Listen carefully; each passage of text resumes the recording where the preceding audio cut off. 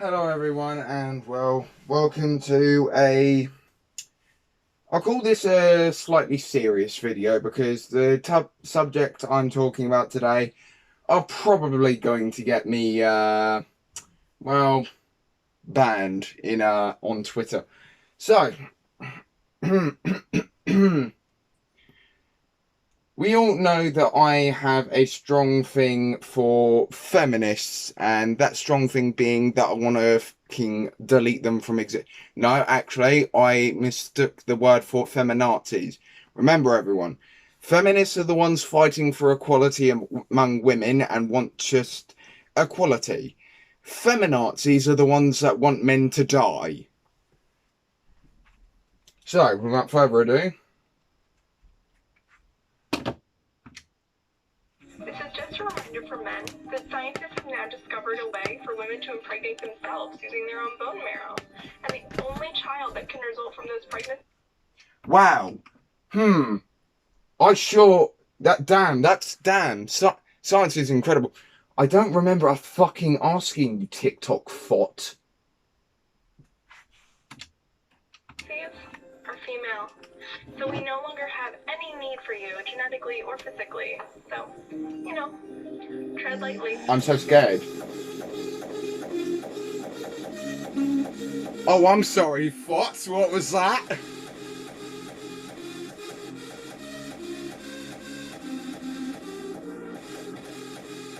Exactly.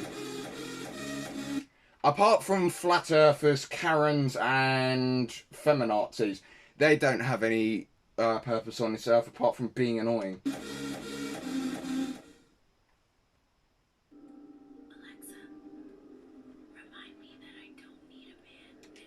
And remind yourself that you need a fucking new pair of glasses. Are you trying to make yourself look like a fucking nerd? Jesus. I'm just going to have the most obstinately large glasses that covers 90% of my fucking face. Look at the size of her fucking forehead. Jesus. They're useless. Men are useless, are we? Every damn day. That's crazy, TikTok thought again, but I don't remember yet again asking.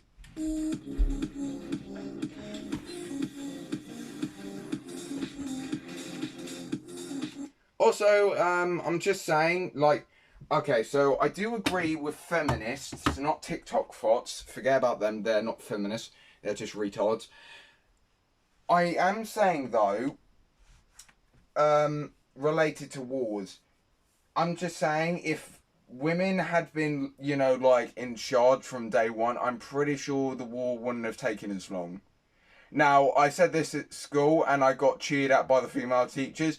Then I went on to talk about how I was kind of going for a weird phase, and then the teachers just kind of went like, take away that blue that I gave that student at some sort of I won't explain the things of school, but yeah. Oh.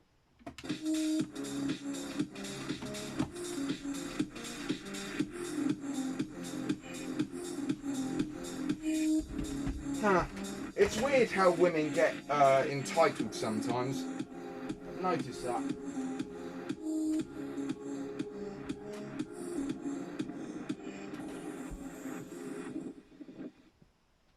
To the insults who said I'd be way hotter if I lost like 5 pounds.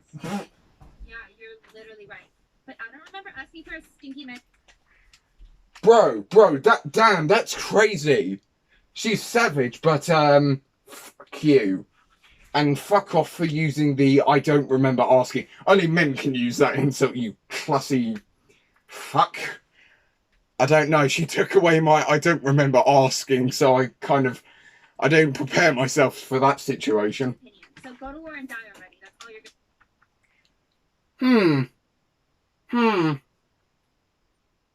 I'm sorry, I can't seem to remember who fucking asked for me to go to war. If we're so good, oh.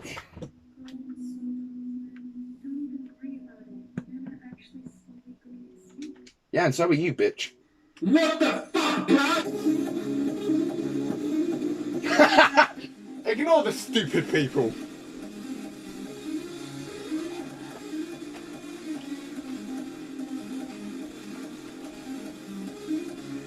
Oh, by the way, this guy isn't just all about the classical men being toned and all that. He even says, does a video about it's okay to be. Okay, so right, let me explain the next few words. It is okay to be on the large side, like my dad's sort of size, but it is okay to not be where to the point your belly is blah, blah, blah, blah.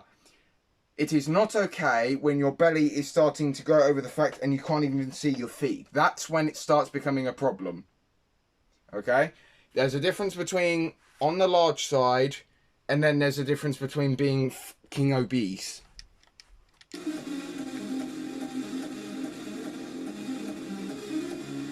And I love the fact that his YouTube... There are regulars here. $5 a month. How do you have hours of time to watch me?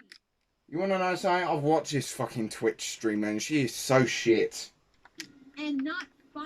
I don't know. What are you doing with your life? Not watching your content anymore, you fucking retard. Wait, does someone give some subs?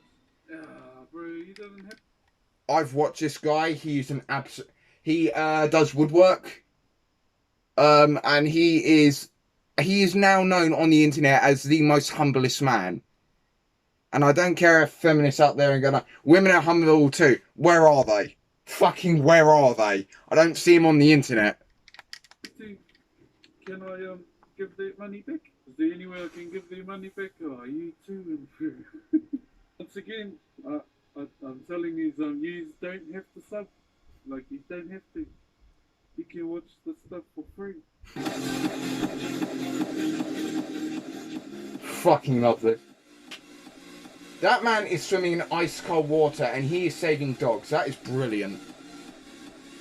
He is the people you call when man's best friend is in trouble. He is lit. And the turtle is ready to swim. And off he goes. This guy is nuts. He literally got a dog out of a fire. That... No. I am sick of being a baby factory that produces more men that will just, in the future, subjugate me. So the only answer to that is to kill male babies and just kill any man that you see, like in the streets, like any Sunni. Jesus Christ. What the fuck, man?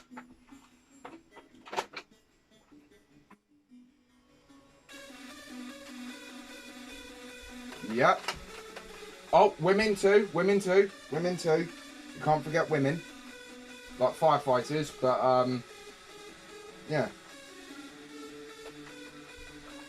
Ah.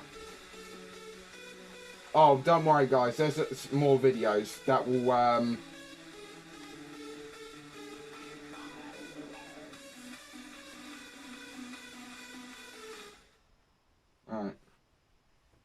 There we go.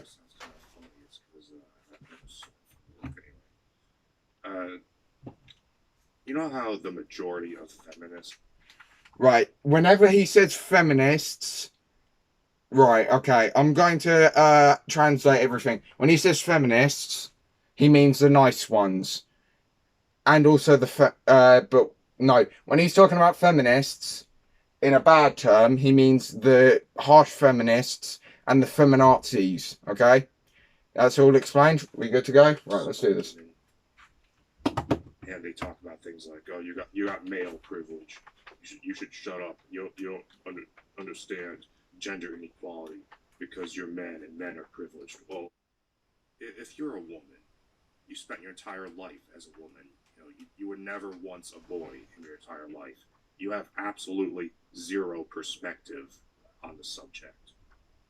You don't know what it's like to grow up as a boy in today's society. So, shut up. Let me kind of explain to you what it's like to be a boy growing up in today's Western world, right? on the one hand, you have, all the media that's, trying to tell you what you're supposed to be as a man, like when you grow up. You gotta be big and strong, like Captain America, Thor, He-Man, G.I. Joe, all these other characters. You gotta be a big, strong hero, so you can be able to fight to protect people and provide for other people. Hopefully a family someday, or join the military so you can protect your country, or become a fireman or a police officer and save people. But then on the other hand, you're being told, no, you have toxic masculinity. All that stuff that boys do, you're rowdy, you're dirty, you're disgusting, you're stupid, you're violent. You're getting all these conflicting messages when you're growing up as a boy. You don't know what you're supposed to be. It's, I guess you could call it an identity crisis, for lack of a better term. You go to school, and the overwhelming majority of your teachers are, leftists, right? So of course, at least a few of them are going to be feminists, and they're going to be drilling this into your head. It's like, oh, you have male privilege. You're responsible for the oppression of women everywhere. I will say, there have been a few videos where I've slightly disagreed with what he said. But most of his videos, he has got a point. And also, if there are any... Okay, voice crack. Wow, haven't had those in several years. Right. If I'm supposed to, apparently, feminists aren't always that bad, where the hell are they? I've never seen a feminist on the internet, I haven't seen any sort of feminist that is sort of going like, okay, women, as a woman, I would like more rights. I would like to have the same rights as men. Not more rights, the same amount of rights as men. But I'd also, this is me speaking, I would also, but they don't even go like, men aren't all that bad. I don't know, my brain had some sort of thing going on in my head and then it just had a stroke. You're a rapist, you're a wife beater. Now I'm glad I don't live in America. So one of these days, you're drilling all this crap into a boy's head, and one of these days he's going to look at him in the mirror, and instead of seeing his own reflection, he's going to see a monster. He's going to think to himself, I'm a rapist. I benefit from patriarchy. I'm a wife beater. None of my accomplishments are my own. I have an easy life. All these poor women, they have it so hard because of me. I'm terrible. I'm a monster. And then you look at the fact that, men are treated as completely disposable in our society, which is a subject I can make a whole video about, by itself. Like the fact that, men make up 75% of the homeless population, like 70% of suicides. I think it's even more than that, actually. It's like nobody has any sympathy for men, and that's another thing, the fact that men don't like showing their feelings is because they're afraid of being seen as weakness, because they grow up, being conditioned to expect, they can't expect sympathy. They've been conditioned to not expect sympathy. Unlike you, if you're a woman, if you grew up as a girl, people, nobody ever said, oh, girls, you're not supposed to cry. You're so used to getting sympathy if you're a girl that you feel entitled to it. But if you're a boy, it's the exact opposite. You expect not to get sympathy at all, so you try to hide your feelings because you're disposable. And that's why I'm glad that my parents have raised me. Because whenever I used to come home from fucking going to Homewood, which I thought as hell, which it still is, I used to cry in the car, and I will admit this, I wanted to do a couple of suicidal things. I'm not shitting. I'm being generally serious about this. And my mum, instead of telling me to shut up and instead of her telling me to shut up and be a man, she told me to cry and let it out. And I am very fucking grateful for the fact that my mum is the way she is. Sure, I may have some moments with her where I don't want her to be my mum, but those are in moments of are in those are moments when we are having a disagreement on something, not when we're on the same page. Society doesn't care about you, and the statistics prove that. If you end up homeless, it's because you're a bum. You didn't work hard enough. It's not because of factors that are outside your control. It's because you're worthless. You are a worthless piece of shit, and you don't deserve sympathy. You are disposable. So on top of seeing yourself as a monster, or being told that you should see yourself as a monster, and realizing that you're disposable, it becomes apparent that society does not appreciate you if you're a boy or a man. So is it any wonder that we have so many incels and neets and basement dwellers and people who just withdraw from society?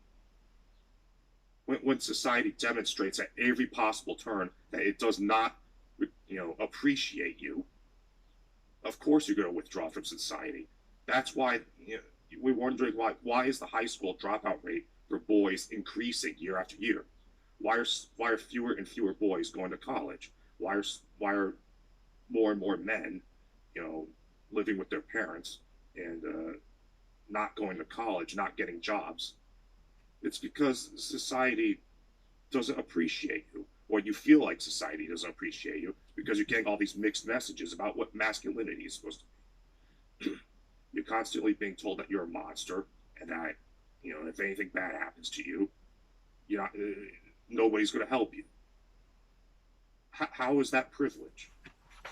When you're constantly being told that you're a monster and that you're undeserving of sympathy, that you're responsible for all the evils in the world. Women don't go through that. But we're privileged. And on the subject of appreciation, have you ever had a older man in your family, like your grandpa, for example, and as he started to get really old and infirm, and he couldn't live by himself anymore, he continued to refuse to use a wheelchair, or he would refuse to go to the hospital and stuff like that?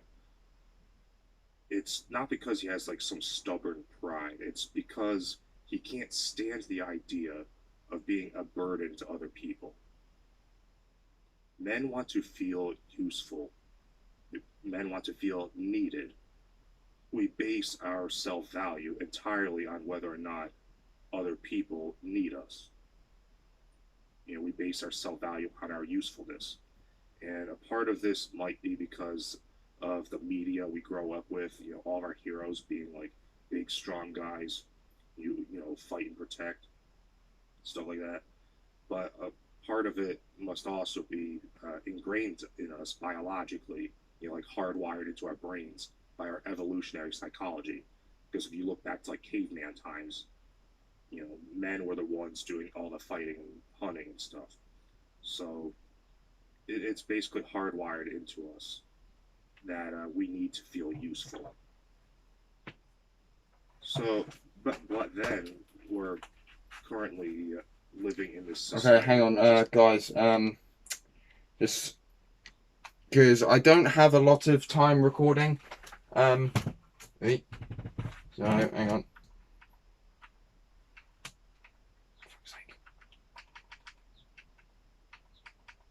Right. You here. Constantly telling us. There you go. Sorry, guys. I just wanted to shorten the thingy-majig. Appreciate us. It doesn't need us. Fuck's sake. Being told girl power. Women are so strong and independent now. We don't need no men. And you men are so toxic, and you don't do enough. You're evil. Fuck's sake. Apparently, doing maternal causes toxic masculinity. Feminists or feminazis, fuck yourself. Anyway, I'll be back in a second. I might actually play the video for you guys so you don't have to sit there doing nothing. All these problems are caused by you. I'll see you guys in a second. Need to get a drink. So terrible. what's a boy gonna grow up thinking?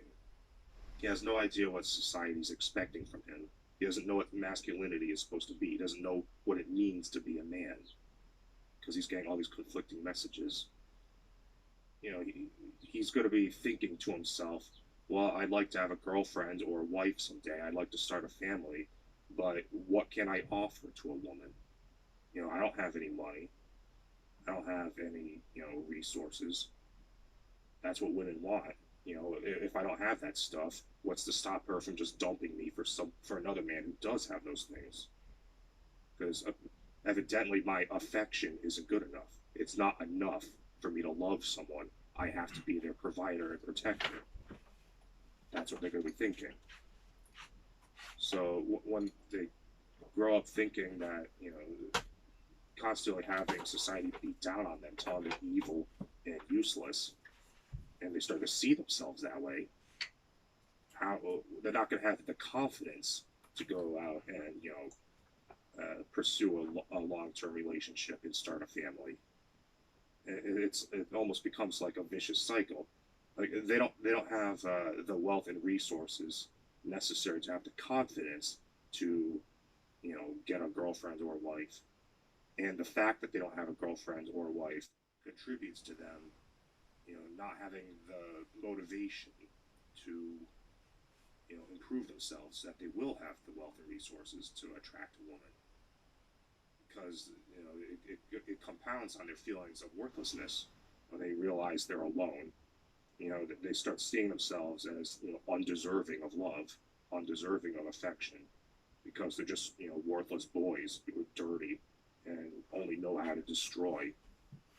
They don't deserve to be loved, so they see themselves that way, and they don't have the confidence to pursue their dreams and become wealthy and successful enough to find love and affection. So you have a whole generation of men who are just wallowing in loneliness.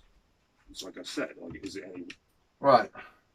On the topic of this, right, everyone knows about the Johnny Depp and Amber Heard case recently. Yeah, sure, right. Right. There's a bunch of good sides and bad sides of the fight. The good side is that Johnny Depp won the case, which you not rightfully, there were probably bad things on both sides, but point is, Amber Heard cut off Johnny Depp's finger and did a lot of other shit. And Amber Heard's lawyers and Amber Heard were shit. Right. On the topic of that. I am glad that Johnny Depp won the case, because that has sent a message to all men who are suffering with abuse. It has given them Johnny Depp won the case, and I'm in that kind of situation. I'm being hit by my wife or girlfriend or whatever. I don't have to take this, which is good, because men should be allowed to speak out.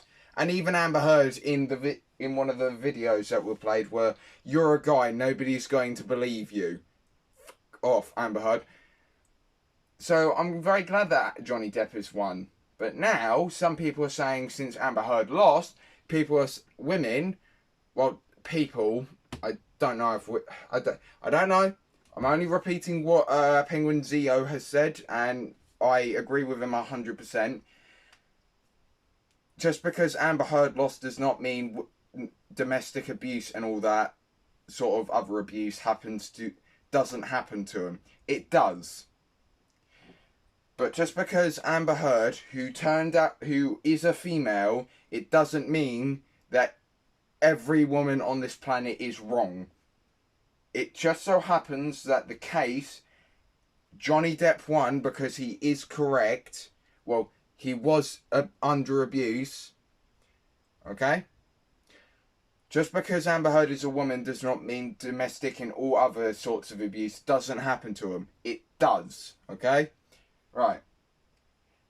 Also, by the way, guys, on the topic of that, I watched a video a couple of days ago. No, Morgan sent it to me, I think. Maybe. Apparently, now, I'm just saying, Amber Heard blames the internet for Johnny Depp winning the court case. Because apparently it's the internet's fault. No, it isn't. It's your damn fault that Johnny Depp won because you're a liar and you have lawyers. Wonder we have so many incels and neats and stuff. It's because they feel like society doesn't appreciate them. And yet we're expected to believe that we're the privileged ones. It makes no sense. Anyway, comment, rate, subscribe, support me on Patreon.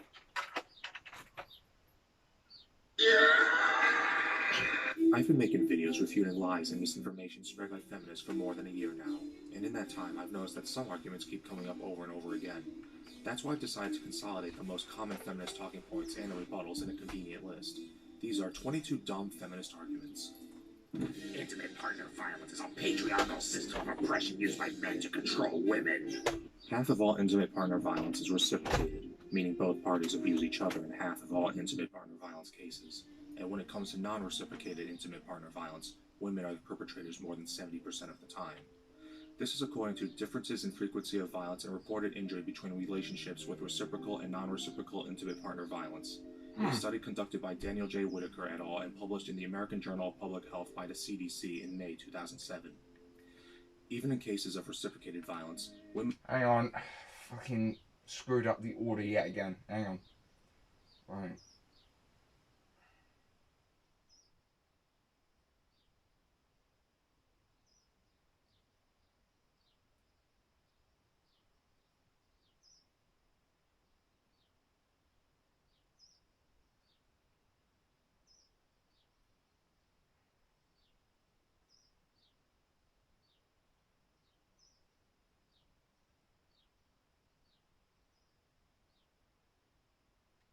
For God's sake.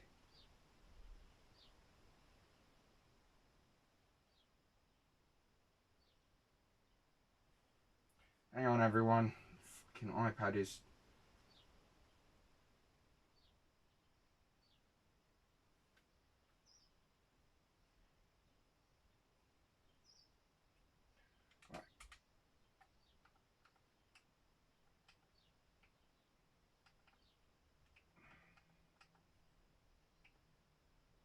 Rightio. Women are more likely to initiate it. According to Sex Differences in Aggression Between Heterosexual Partners, a meta-analytic review by John Archer of the University of Central Lancashire in 2000, even though men are more likely to inflict injury when they commit violence, women commit violence against their intimate partners more often. It should also be pointed out that, according to the CDC, in 2010, lesbian couples experienced more intimate partner violence than heterosexual couples or homosexual men, and in fact, lesbians experience more intimate partner violence than any other group with the exception of bisexual women. This does not support the view that men who commit violence against women are part of some patriarchal conspiracy to oppress women. Rape is a patriarchal system of oppression used by men to control women. When we take rapes that happen in prisons into account, more men are victims of rape than women. And in fact, a man is more likely to be raped in a prison than a woman is to be raped anywhere outside of prison. If rape is meant to be a tool for men to control women, then it wouldn't be the case that most rape victims are male. It seems that rape is simply a crime of opportunity committed by individuals against other individuals, and not part of some global conspiracy to oppress women. We live in a rape culture. To assert that we live in a rape culture is to assert that our culture celebrates and protects rapists, which it clearly doesn't. Aside from the fact that all forms of rape are illegal everywhere, rape is seen as such a heinous act by the bulk of society that men accused of rape are treated as guilty by the court of public opinion, even in the complete absence of evidence, and lose their reputation, their education and career prospects, their jobs, their homes, and in some cases, their lives. Furthermore, the idea that a rape culture exists is harmful both to men because it blames rape on toxic masculinity, thus implying that all men are rapists or potential rapists, and to rape victims because it takes the focus off of those who commit rape and puts it on society itself, thus making sexual violence more difficult to combat. As Rain once said, rape is caused not by cultural factors, but by the conscious decisions of a small percentage of the community to commit a violent crime. Only 2 to 8% of rape accusations are false, so we should listen and believe. The 2 to 8% statistic is misquoted from an old FBI document from 1996 which says most crimes have a false report rate of 2%, but rape has a false report rate of 8%, so false rape reports actually happen 4 times more often than false reports for other crimes. But what's more important is the fact that this only includes provably false reports, and says nothing about unsubstantiated reports. A study conducted by the University of Massachusetts Boston in 2010 came up with a similar figure as the FBI, saying 2 to 10% of rape reports are false. This study based its figures on the reported rapes which took place over a 10-year period at a single university, of which there were 136. Of these 136 reported rapes, 8 were coded as false allegations, which is 5.9%.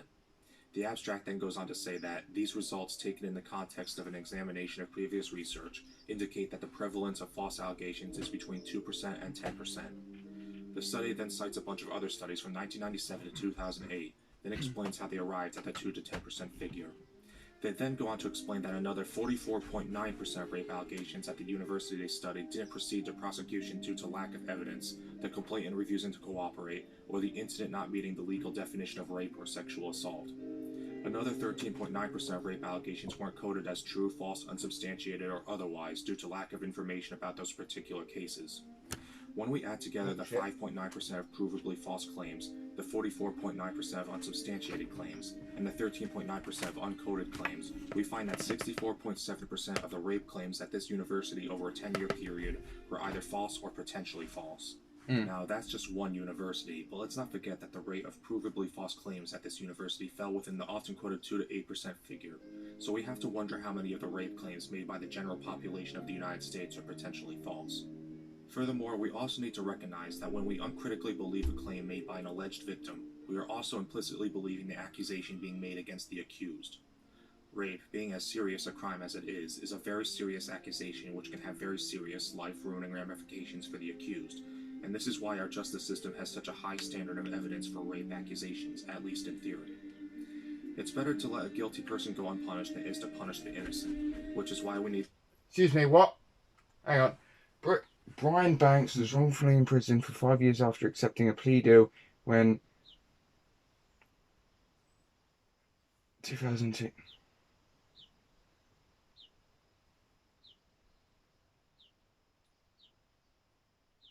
Wow. She wanted to sue... to treat those accused of crimes as innocent until proven guilty, even when it comes to rape accusations. A person who is falsely accused of rape is every bit as much of a victim as somebody who has been raped, and they also have an expectation of justice. Only 2% of rapists ever get brought to justice. This is based on a misleading statistic which assumes all rape accusations are true. That girl there has a really punchable face. Sorry, feminist, but... As I just explained, they're not. When you start with the assumption that almost all rape claims are true, but then see that only a small handful of those claims result in a conviction, then yes, it's going to look like the vast majority of rapists go free. But you'd be wrong because your basal assumption that almost all rape claims are true is unfounded since, if the University of Massachusetts Boston study is any indication, as many as 2/3 of rape accusations are either false or unsubstantiated. Furthermore, according to the Bureau of Justice Statistics, among the people who do go to court for rape, about 2/3 get convicted, although part of that statistic includes convictions for other charges in addition to rape accusations. In any case, the claim that only 2% of rapists ever get brought to justice is misleading at best and is harmful at worst because it fuels hysteria and witch hunts. Women still only get paid 73 cents for every dollar men get paid. The wage gap is not so much a wage gap as it is an earnings gap. This is an important distinction. Even ignoring the... I love this bit because he's about to punch feminists in the face with words. fact that men tend to work higher paying jobs than women typically do.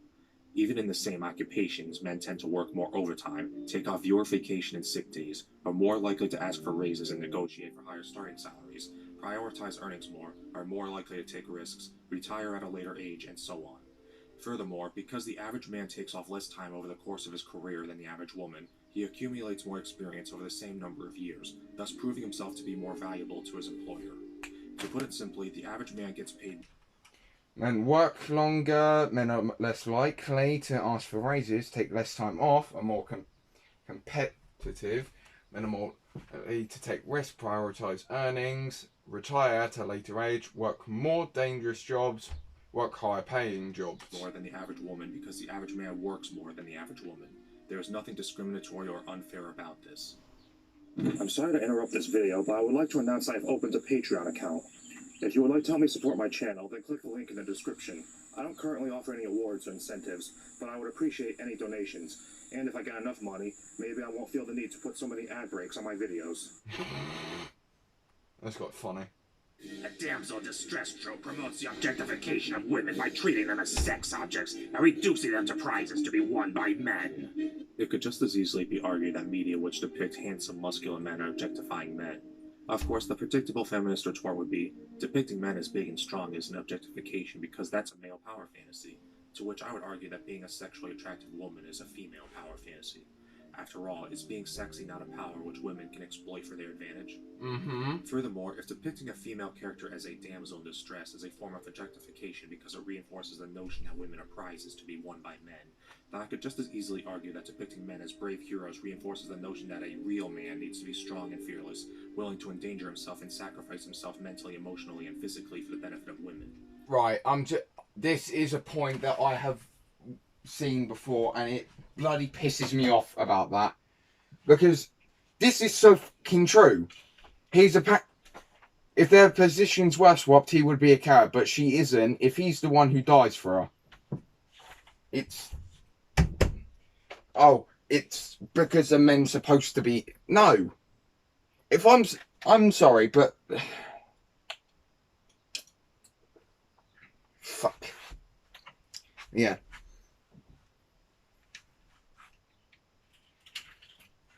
Oh, hey, Mum. Yeah, that's okay. Mum, would you like to quickly No, I would. No, just look at the TV. I've paused there at a perfect time. Yeah.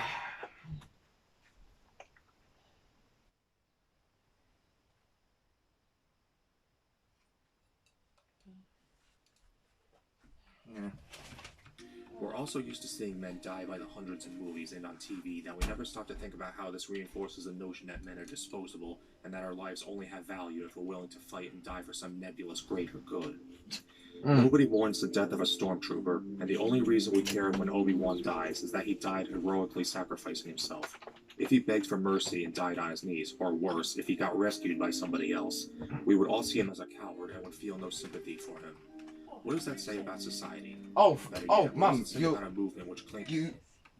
Dr Shaym, he likes talking about no, he likes talking about how feminists bloody pretend. Look, no, hang on.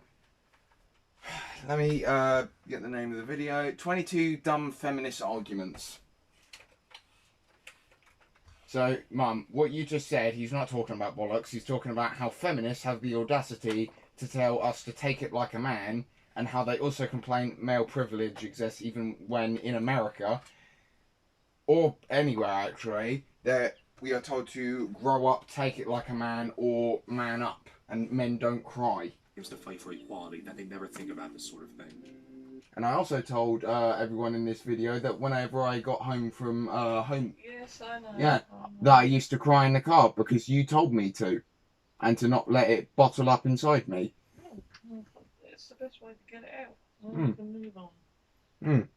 Feminine. It's all built up inside. It's not good for you. Oh God, this is original. Feminists don't hate men. Feminism is about Don't equality. hate men. Feminism is about equality. Even if we ignore all the hateful things feminist leaders have said about men, all the policies promoted by feminists which are harmful to men, and all of the times feminists have protested and disrupted men's issues conferences, feminism is, at its very core, an anti-male ideology. Feminist theory is entirely predicated on the notion that there exists a patriarchy which gives systemic advantages to men at the expense of women. Even ignoring the fact that this is demonstrably untrue as evidence. A woman has the legal power to rape a man or underage boy and sue him for child support. No. They cannot rape children. No, that's the thing. They can't. It's illegal. Yes, it is illegal. But I have seen this. A lot of the time, the woman gets away with it because women. Why do they get away with it? I don't fucking know. Ask apparently the feminists that apparently are too stupid to realise that most of the time they do. By the fact that a woman can steal a man's sperm or rape him and then sue him for child They support. get done for rape just like blokes would. Okay, Mum, listen. Have protested and disrupted men's issues. Went back too far. Feminism is, at its very core, an anti-male ideology. Feminist theory is entirely predicated on the notion that there exists a patriarchy which gives systemic advantages to men at the expense of women. Even ignoring the fact that this is demonstrably untrue, as evidenced by the fact that a woman can steal a man's sperm or rape him and then sue him for child support, men get harsher sentences for equivalent crimes, men are required to sign up for selective service just to qualify for federal aid or to see what I mean? License, He said things. it's Feminists false. cannot acknowledge the systemic inequalities faced by men. Oh God, oh God. The disadvantages of being male. Please, can you stop shouting? Or speak loudly, whatever it is you're doing. Mind the most fundamental premise of their ideology. After all, men wouldn't face any systemic disadvantages if there actually existed a patriarchal system designed to privilege them. This is why feminists are so often hostile to men's rights advocacy. Any acknowledgement that men might not have it so great is a threat to feminism itself, and so feminism has to be hostile to men's rights and therefore cannot accurately be described as a movement for equality. Feminists do hate men. If you're a feminist and you don't hate men, then you should stop calling yourself a feminist. If you're for equality, then you're a feminist. If you're not a feminist, then you're a sexist. Feminists have to deny the existence of inequalities faced by men Right. in order to protect the narrative of perpetual female victimhood. Hang on, guys. Sorry, my mum needs to Oh, sorry. Yeah, I am recording. Oh, would you want to turn that off then? Sorry, everyone. My No, mum's. can you pause it, please? I can't pause it. I'll just cover the camera. Sorry, everyone. I just wanted to ask you something. That was all.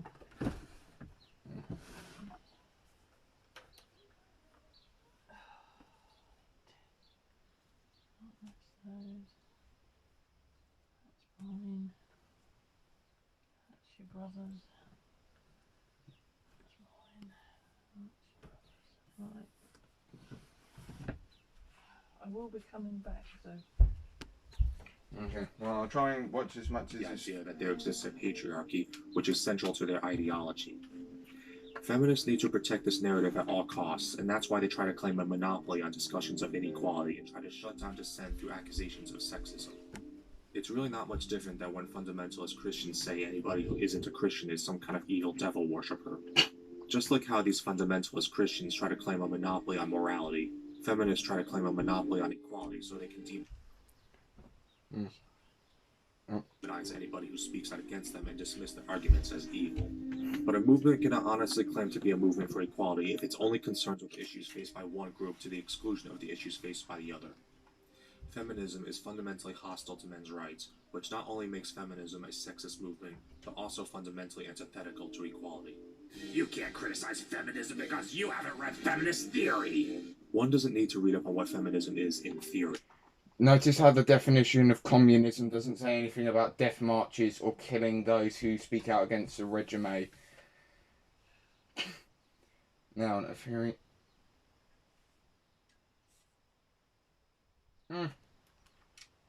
One can easily see what feminism is in practice. Feminism in its current form is pro-censorship, pro-segregation, anti-egalitarian, actively fights against fathers' rights, undermines the presumption of innocence, and spreads misinformation about the nature of domestic violence and rape. That's all one needs to know about the feminist movement to justify their opposition to it. Those people who oppose men's rights aren't real feminists.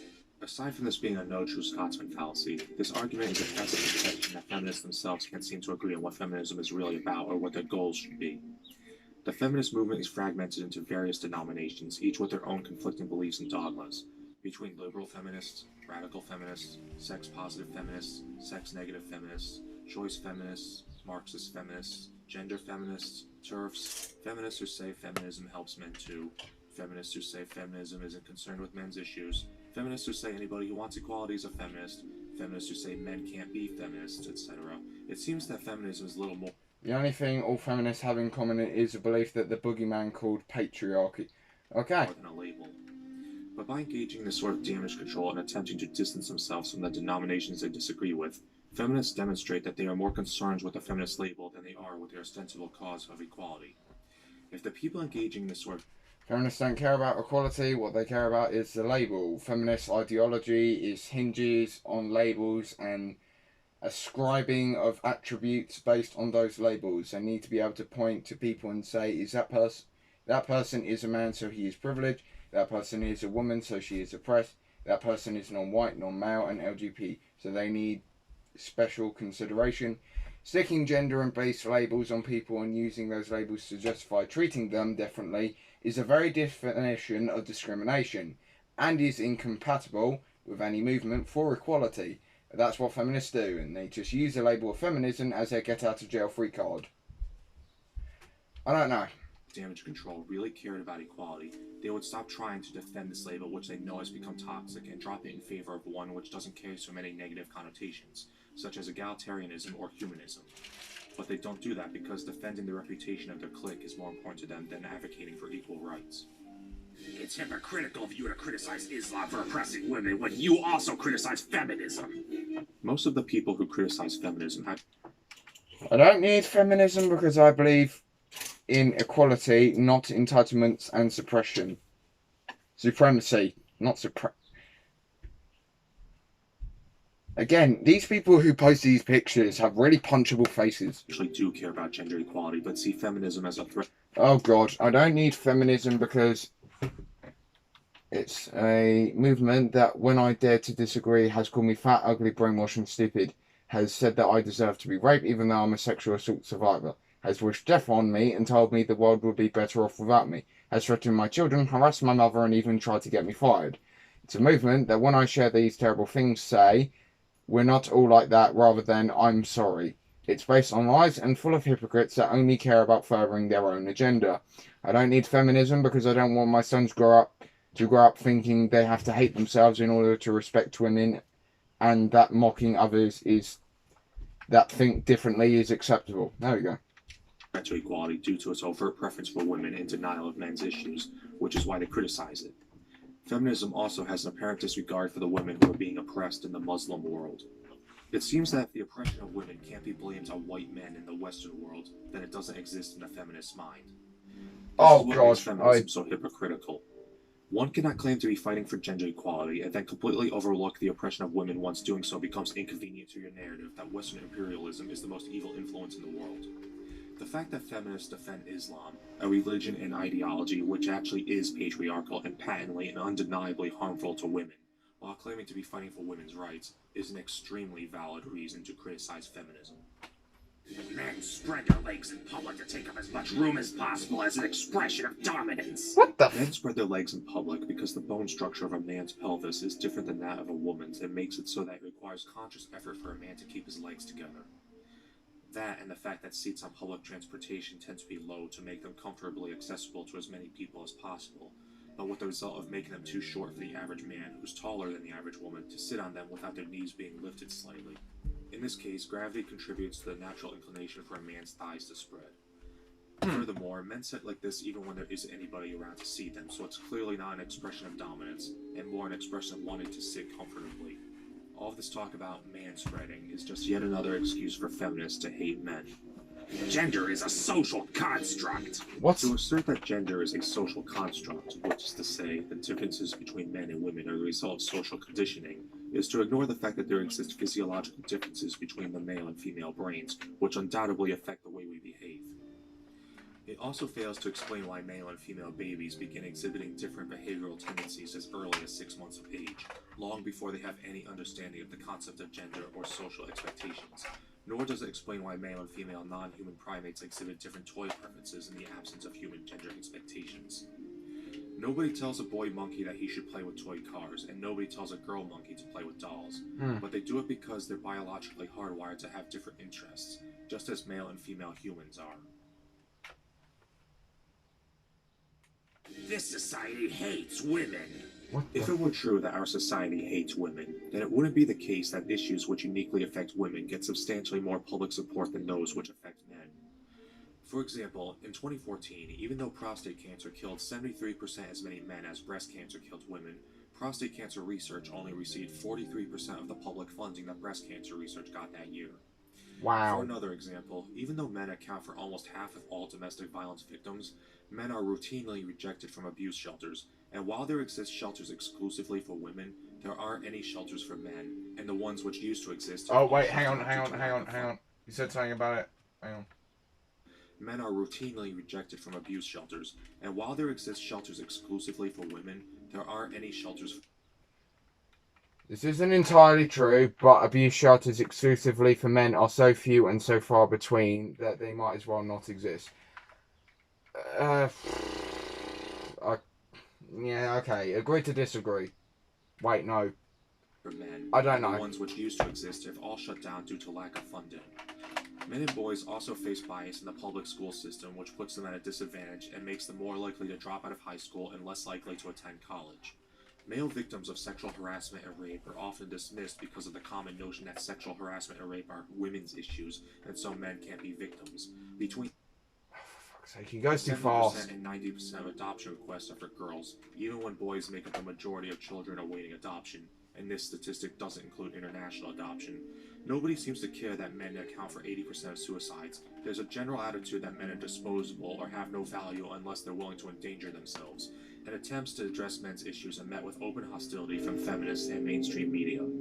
It's very clear that there exists a sympathy gap in our society, but it's inarguably in favor of women. We don't need an International Men's Day because every day is Men's Day. Gender issue discussions in public and on campuses are entirely dominated by feminism, and are so slanted by the feminist narrative that most people don't even realize that men have any issues at all.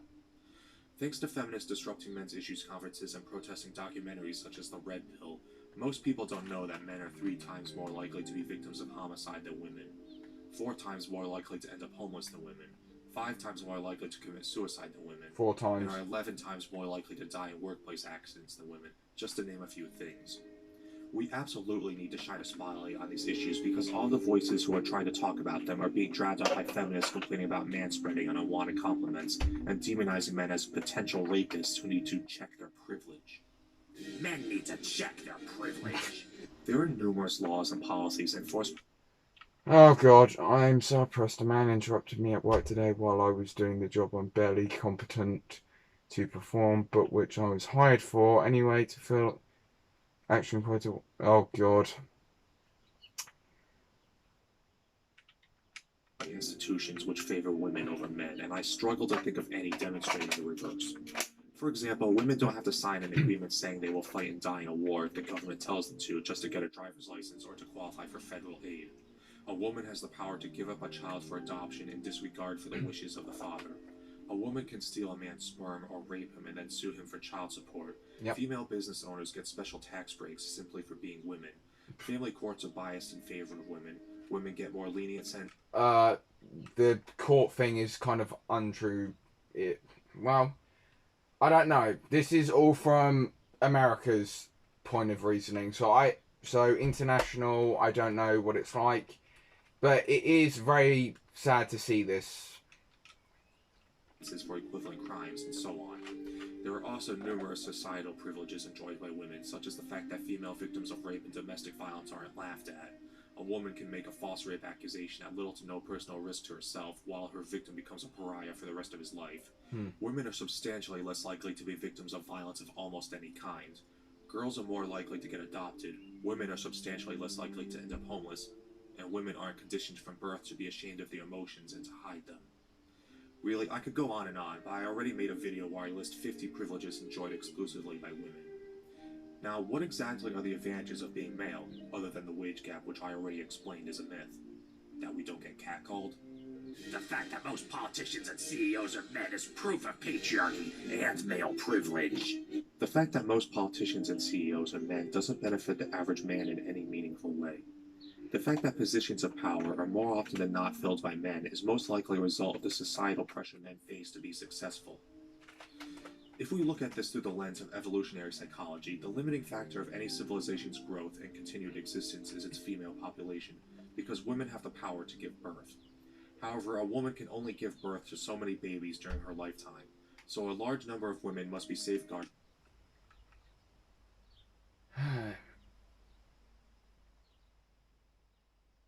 Wow. Yeah. And also, I'm about to say something that will get me probably cancelled on Twitter. But, sorry, feminists, if whatever feminists there are. But if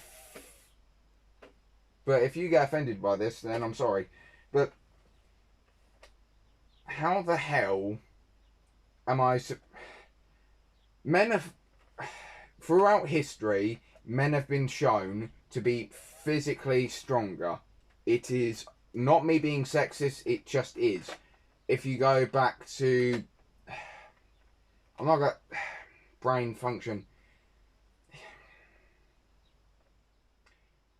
Go back to when cavemen were around. Women would stay in the caves while the men went out hunting. Throughout history, women would stay and do all the dishes and all that, and men would go out to work. It's a weird stereotype, and yeah. To ensure the existence of future generations. Toward this end, any man can do the job of thousands, and this is why men are seen as disposable and get less sympathy in general. Unlike with women, society does not see men as having intrinsic value, so a man must prove his value to society by being useful, and so men are pressured to be protectors and providers, and this is why men feel a stronger urge to get promotions and climb the corporate ladder than women do, hence why men are more likely to secure positions of power. Sexism towards men doesn't exist because sexism is prejudice plus power, and men have all the power. What the While fuck? it's true that the majority of CEOs, politicians, and other people in positions of power are men, the fact that most of these powerful people are men doesn't do anything to benefit the common man, as evidenced by the numerous advantages women enjoy in our society, often at the expense of men. When we look at the fact that men are grossly overrepresented when it comes to homelessness and suicide, it's clear that not all men have power. In fact, the average man is no more powerful than the average woman, and I could even argue that the average man is in many ways less powerful than the average woman given all the advantages enjoyed by women that I already explained. Feminism helps men, too. There are numerous ways in which policies informed by feminist theory have harmed men. For example, the idea that intimate partner violence is a tool of patriarchal oppression has led to the Duluth model, which forms the basis of law enforcement proceedings, which presume the man in any domestic abuse incident to be the one at fault, even when he is the victim. And this informs the policies of abuse shelters, which reject male victims. For another example, the feminist concept of toxic masculinity, and the notion that gender is a social construct, causes our public school system to treat boys as defective girls when they engage in normal boy behavior, resulting in a disproportionately high percentage of schoolboys being put in special education classes or prescribed behavior-altering drugs. Feminists also persistently try to shut down attempts to discuss men's issues in public by disrupting conferences, petitioning to ban material that contradicts their narrative, and shouting down dissenters by labeling them misogynists, harassers, and rape apologists. In the face of all this, I have yet to hear one compelling argument for how feminism can possibly be considered more beneficial to men than it is harmful. Videos like this are proof of why we need feminism. To assert that any argument against feminism is proof of why feminism is valid is a non-argument, an attempt to dismiss criticism without explaining why that criticism should be dismissed. It's like saying, they said I was wrong, and I predicted they would say I'm wrong, and that means I'm right. Feminists consistently fail to demonstrate or provide any evidence for their assertion that our society is in any way oppressive to women or that our society privileges men at the expense of women. If we were talking about China, India, or pretty much the entire Muslim world, maybe they would have a point. But to assert that feminism is needed to fight the imaginary oppression of women in a society which grants them numerous privileges and exhibits inarguably greater sympathy is simply ridiculous. Get woke! It's kind of hard to take you seriously when you pretend to be enlightened, while at the same time sequestering yourself in echo chambers, advocating censorship, promoting segregation, and going out of your way to shut down discussions through acts of intimidation and slander, all under the false pretense of promoting equality and smug. Sorry, feminists, if you get offended by this, but if I was a policeman over there, I'd just start tasing people. You cannot stop me. It's funny. I'd like to see if feminists go, just start saying weird things while trying to acting as if you have the moral high ground. Something you might want to consider is when you claim to be fighting against hate, that in itself is a combative declaration which requires an enemy. Somebody you can other and direct your own hatred toward, and perhaps even dehumanize and rationalize unethical behavior in the pursuit of some greater good. Maybe you should get woke by exercising some self-reflection. So those are 22 dumb feminist arguments. If you can think of any more dumb arguments commonly used by feminists, or if you know of any more rebuttals or would like to expand upon any of the points I made, post them in the comments below. And don't forget to like and share this video and subscribe.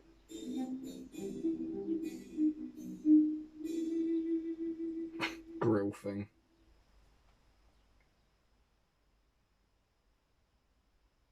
This video was paid for by my supporters on Patreon.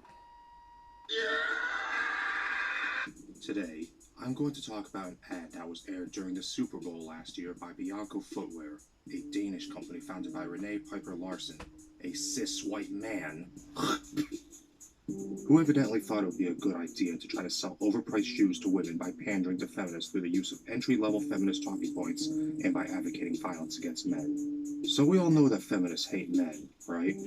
I don't know if the people running Even if we ignore the hateful things feminist leaders have said about men, all the policies promoted by feminists which are harmful, and all the times feminists have protested and disrupted men's issues conferences, feminism is, at its very core, the anti-male ideology. Feminist theory is entirely predicated on the notion that there exists a patriarchy, which gives systematic advantage to men at the expense of women. Even ignoring the fact that this is demonstrably untrue, as evidenced by the fact that a woman can steal a man's sperm or rape him and then sue him for child support. Men get harsher sentences for equivalent crime. Men are required to sign up for selective service just to qualify for federal aid or to get a driver's license, among other things. Feminists cannot acknowledge the systematic inequalities faced by men, as doing so would undermine the most fundamental premise of their ideology.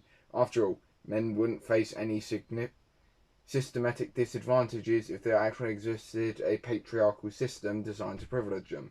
This is why feminists are so often hostile to men's rights advocacy. Any acknowledgement that men might not have it so great is a threat to feminism itself, and so feminism has to be hostile to men's rights, and therefore cannot be accurately described as a movement for equality. Feminists do hate men. If you're not a feminist, you don't hate men, then you should stop calling yourself a feminist. Bianco actually identify as feminists, or if they just thought making a crass appeal to the feminist victim complex would be a good way to sell shoes. But feminists obviously are not the ones who make up the majority of the Super Bowl's viewership, so logic should dictate that it wasn't really the best time to air such a commercial. But then again, only a feminist would make a commercial so stupid and counterproductive and not expect a backlash. Now, you might be wondering, Daddy Shaym, why would you make a video about a commercial that came out a year ago? Well, I have a really good answer to that question. Because I needed something to make a video about.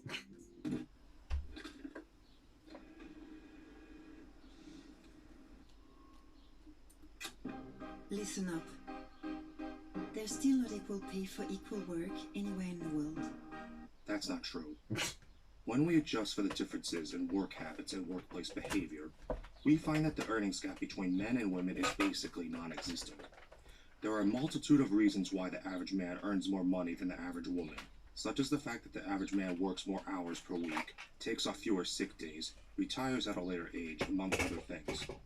I already talked about this at length in another video, but basically, the reasons for the earnings gap between men and women have little to nothing to do with discrimination. And it seems most women are not even angry about it. That's because it isn't true. And it's not going to become true just because feminists keep saying it is. But we should be. No, you shouldn't. The fact is, women get treated more than fairly in Western society. I made a video all about that too. Maybe you should check it out, and then check your privilege. So let's set a new goal. From now on, equal pay is no longer enough. Oh, I'm sorry. I thought feminism was about equality. That's what feminists keep telling me. I mean, I was always confused because they never demonstrate it. They just tell me to look it up in the dictionary while they actively fight against men's rights and try to prevent discussions about men's issues. Thanks for finally setting the record straight. Also, if your goal is to get paid more, I don't think jumping onto your boss's desk and kicking over his coffee is the best way to convince him to give you a raise. Because women need more. Our haircuts are more expensive. No, women's haircuts don't cost more. The average woman pays more because the average woman is willing to pay more for a more extravagant hairstyle, which requires a greater amount of more expensive product. Really, it's like going into a bar and asking for a 10-year-old Pinot Noir while your friend gets a Miller Lite, and then complaining about how much more expensive your drink is. Furthermore, you don't have to go to some fancy salon to get your hair done. You can just go to sport clips like everybody else. And I get that's not meant to be taken literally, like it's supposed to be some visual metaphor for fighting the patriarchy or something, but it really just comes across like an entitled brat who throws violent tantrums when you don't get your way. But that's nothing new for feminists, now is it? We should go.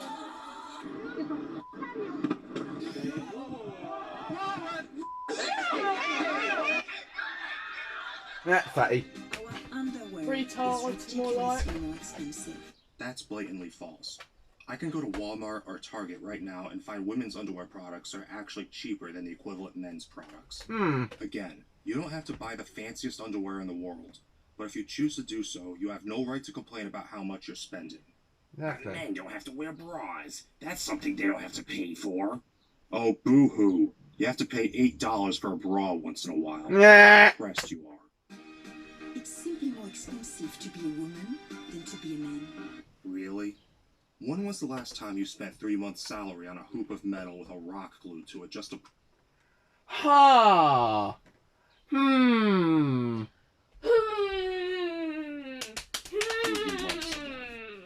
When was the last time you missed out on several months of work because of a work-related injury? When was the last time you paid disproportionately high income tax out of proportion to the earnings gap? When was the last time you lost your house and half of your income in a divorce? When was the last time you had to pay child support for a kid that wasn't even yours? When was the last time you lost your job, reputation, and home over a false accusation? When was the last time you paid for somebody else's freedom with your life? Should we seriously get paid less than someone who applies body lotion to his face? First of all, you don't. Second, what are you even talking about? What does a man putting lotion on his face have to do with anything? That's like if I said, why should I listen to a woman who wears driving gloves with a sequin shirt? Also, if you want more money, jumping on a rich guy's car isn't the best way to get it. That's a good way to get sued. Fucking retarded woman. Who needs them anyway? All they do Apparently is just men are give... useless. No, all they do Oh, is... mates are still going. Neither do you. And for what I've seen, the women who do buy new clothes all the time are the ones having them paid for by their husbands. And guess what? Men don't care or pay any attention to what you're wearing as long as it's appropriate for wherever you happen to be. As long as you don't show up in work wearing a pair of sweatpants that say juicy across the buttocks, they're not even going to notice what you're wearing. Exactly. The average man has more to worry about than someone else's Oh god, the double standard of Yeah, parenthood. freedom of choice. I just got an abortion, now I'm going to give my first child up for adoption. You sound parent, yeah, freedom of choice. You go. Live your... I can barely afford my rent and I can't pay $500 a month in child support. So selfish, deadbeat loser. You should have kept it in your pants. Look, typical lazy, good for nothing man. fashion sense. And let's be real. The reason women like to dress up is to impress other women. Every woman I know agrees with that statement. You wear $300 shoes so your friends give you compliments and so your enemies will be jealous. So stop acting like this is some kind of oppressive patriarchal standard men are forcing you to live up to. If you don't like having to buy new clothes all the time, take it up with your fellow women. He doesn't even know that the shoes make the outfit. Like I said, men don't care about that sort of thing. Women do. Oh, the joy of choosing the right shoe. Fashion is expressing yourself. No, fashion is expressing how much of your husband's money you're willing to spend just to impress your friends. You know, I like how feminists always complain about... Oh god, I love this. Oh, makeup is sexist except when it isn't. Maybe not probably it's because society doesn't push them to live up to impossible standards of beauty. Down with patriarchy. I think you look better without makeup. How dare you tell me how I should look? I wear makeup for myself, not to impress them and tell me down with patriarchy. Mate, I think the makeup would make you look better because currently you look like a fucking ball. No, you look like a 30-year-old man who just got out of tax support. Go that. impossible beauty standards and having to dress nice and wear makeup to impress men one minute, But then the next minute, they say it's all about expressing yourself, empowerment, and making yourself feel good. I guess it's just whatever argument suits you at that moment. And what every stylish woman is expressing is that equal pay is not enough. No, what feminists are expressing is that some animals are more equal than others. It's always been obvious that feminists keep pushing the false narrative about the wage gap, even after it's been debunked countless times by countless people because they want preferential treatment. It's not enough that colleges admit a disproportionately high number of women, or that there's a 2-to-1 preference for women over equally qualified men in STEM fields, or that the employment rate for men has been in steady decline for decades while the percentage of working women continues to climb as institutions and corporations try to offset these imaginary inequalities that feminists continue to lie about. On top of all that, you want to be paid more for doing less work. You, as a woman, are already getting more than your fair share in society. You have more than enough. Equal pay is not enough. Repeating yourself doesn't make the argument any more compelling. Yeah, sure. And then the video ends with a montage of women destroying property and assaulting people. I guess because that's empowering. You know, it's amazing, isn't it? Can you imagine if some company tried to pander to MRAs by making a commercial about fighting against family court bias or something, and then they portray empowerment by having a man destroy a woman's property and shatter a ceramic coffee mug on her face? Nobody in the right mind would greenlight an ad like that, and no TV station would air it. So the irony is the fact that a feminist commercial like this can even exist just goes to show how accepting our culture is towards violence against men. Speaking of violence against men, did you know that the majority of intimate partner violence is mutual, and that the majority of non-mutual intimate partner violence is perpetrated by women? That's something feminists won't tell you. I made a video all about that too. You should watch it with your ad block turned off. You know, sometimes people complain that I use the same arguments over and over again, but the thing is, I can't assume anybody watching one of my videos has seen the rest of them. And if feminists would stop spreading the same lies and misinformation, I wouldn't feel the need to keep bringing up the same refutations. I've heard the same feminist talking points so many times, I probably know more about feminism than most feminists do. By this point, they should just know what people will say when they bring up the wage gap, or the pink tax, or domestic violence, but they keep doing it because that's all they have. The day they let go of these tenuous arguments is the day they admit their movement is no longer relevant or needed in Western society. And then they might have to actually fight for women suffering real oppression elsewhere. And then they won't be able to keep demonizing the evil white men who keep giving them more and more concessions and bending over backwards to prove how not sexist they are. I mean, how can you argue with a straight face that women are disregarded when corporations keep pandering to feminists? They wouldn't be doing that if they didn't mistakenly believe doing so would be profitable or make them look good. So that's another completely unself-aware feminist video. If you liked this video, then give it a like, leave a comment, and subscribe. And since this video will probably get demonetized, support me on Patreon so I can keep justifying the time and effort it takes to make videos like this. My patrons don't get charged for every video I make, just the ones that require time and effort.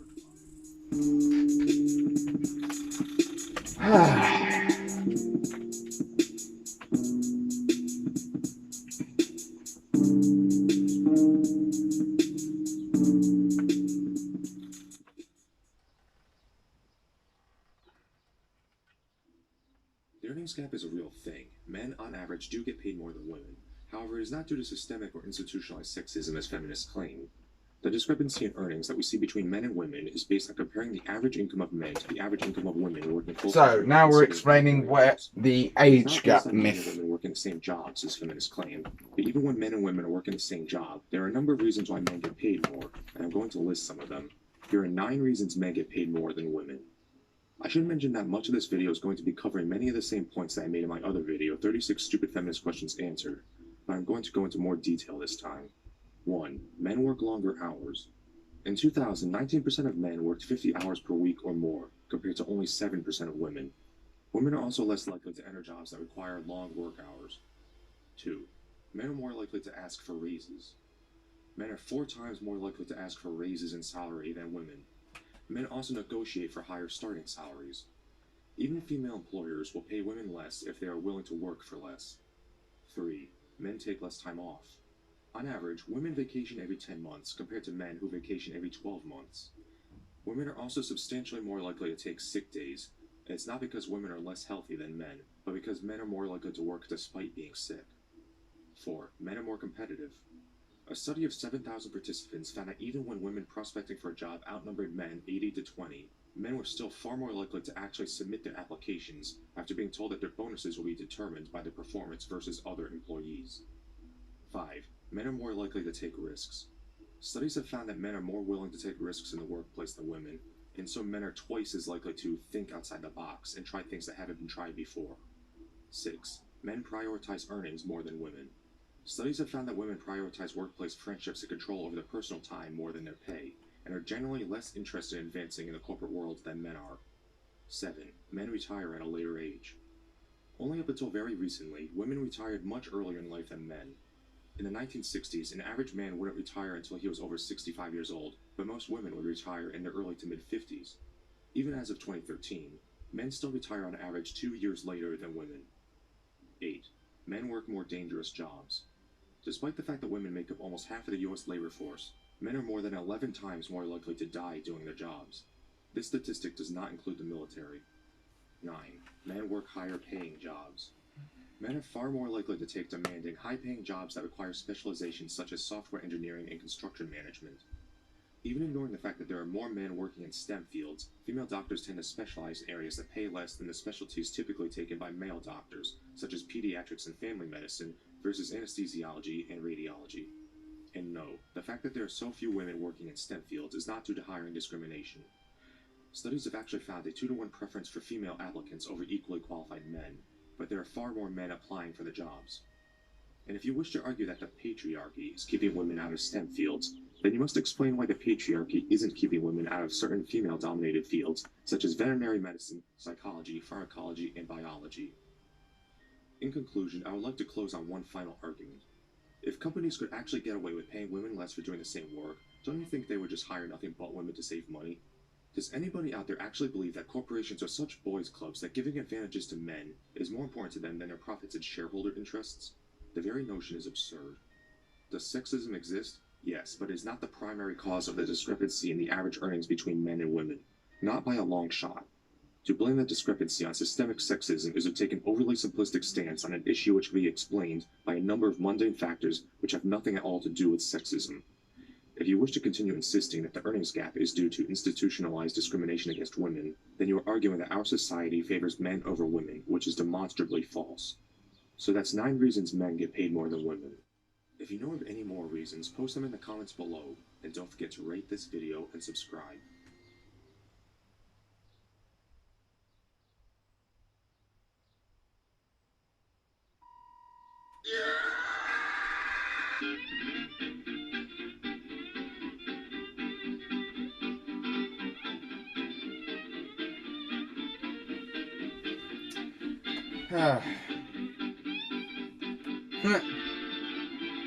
How does it feel to be the same sex as Donald Trump? How does it feel to be the same sex as Sarah Palin? How does it feel to be the same sex as Michelle Bachmann? How does it feel to be the same sex as anybody you disagree with? How does it feel to be the same gender as Amber Heard, you fucking commie? And also, by the way, to be the same gender as fucking, what is it? Joe Biden, Barack Obama, Morgan Freeman. Feels fucking brilliant. Can't say. I'm not gonna lie, it feels fucking incredible. Does it feel to be the same gender as Bill Murray? Fucking amazing. Why does it even matter whether or not I'm the same gender as somebody else? I mean, I'm also the same gender as Abraham Lincoln Einstein and the guy who introduced chocolate to the Western world. So what are you even getting at with this question? Exactly. Trying to say Donald Trump is bad and Donald Trump is a man, therefore men are bad? Why do you hate rom-coms? Or do you just feel like you need to hate them? Everybody likes... What the fuck is a rom-com? Wait, romance... What the fuck? Okay, I do not have a hatred towards rom-coms. Some of them are probably okay, but it's not my field of interest. I'd rather watch Tom Cruise beat the shit out of a 14-year-old rather than watch some guy try to woo a female. That's my general opinion. The Notebook. Everybody likes Beyonce. It's just a fact. Men hate Beyonce sucks. Listen to fucking AC/DC, or listen to Mick Gordon's fucking The Only Thing They Fear Is You. Let's get back to that. Romantic comedies for the same reason you hate video games with over-sexualized female characters. The men in these movies are always willing to sacrifice their careers, their dreams, and even their lives to win the lead female's affection. Now, I don't have any empirical data to back this up, but it seems to me that romantic comedies and romance movies in general cause women to have unrealistic expectations of men and what love should be like. And these become the expectations. Imagine the expectations that women had after Twilight came out. Ugh. Oh, Matt, so you want to hear 36 questions feminists ask? Right, sorry everyone, I'm going to restart from the beginning because Max is going to love this. Okay. Right, Max, try not to knock my camera. Right. How does it feel to be the same sex as Donald Trump? Right, Max. How does it feel? Max. Name a really good male in our society. Go. The president for America right now. Joe Biden. We got that. Morgan Freeman. Yes. Bill Murray. He's also a legend. Mm-hmm. The guys who made the band of AC/DC. George Lucas. George Lucas, yes. Didn't have so many good opinions when he was making... We have many good men in our society. Yeah, and I have a question for this dumb bitch. How does it feel to be the same gender as Amber Heard? Ooh! The same sex as Sarah Palin. How does it feel to be the same sex as Michelle Bachmann? How does it feel to be the same sex as anybody you disagree with? Why does it even matter whether or not I'm the same gender as somebody else? I mean, I'm also the same gender as Abraham Lincoln Einstein and the guy who introduced chocolate to the Western world. So what are you even getting at with this question? Are you trying to say Donald Trump is bad and Donald Trump is a man, therefore men are bad? Why do you hate rom-coms? Or do you just feel like you need to hate them? Everybody Romance likes comedy. Everybody likes Beyonce. It's just Beyonce can suck my left nutsack for how shit her songs are. Max, name a good song other than Beyonce. Thunderstruck by AC/DC. Legend. Back from the Dead. Yes, by Skillet. Mm-hmm. Mick Gordon, The Only Thing They Fear Is You. I can name tons of songs that are better than Beyonce shit. But yeah, rom-coms are romance comedies. Mm-hmm. Men hate romantic comedies for the same reason you hate video games with over-sexualized female characters. The men in these movies are always willing to sacrifice their careers, their dreams, and even their lives to win the lead female's affection. Now, I don't have any empirical data to back this up, but it seems to me that romantic comedies and romance movies in general cause women to have unrealistic Imagine when Twilight came out. Oh god, the unrealistic expectations women had then. expectations of men and what love should be like. And these become the expectations that men have to live up to, and it's unfair. Feminists like to bitch about poor representation of women in media intended for men because they promote body image issues and shit like that. And I agree to at least an extent. But it's not any better for men when we're expected to be Prince Charming, ready and willing to sacrifice ourselves physically, mentally, and emotionally. That's why I hate Titanic. Because apparently if I didn't want to die, I'd be called a coward.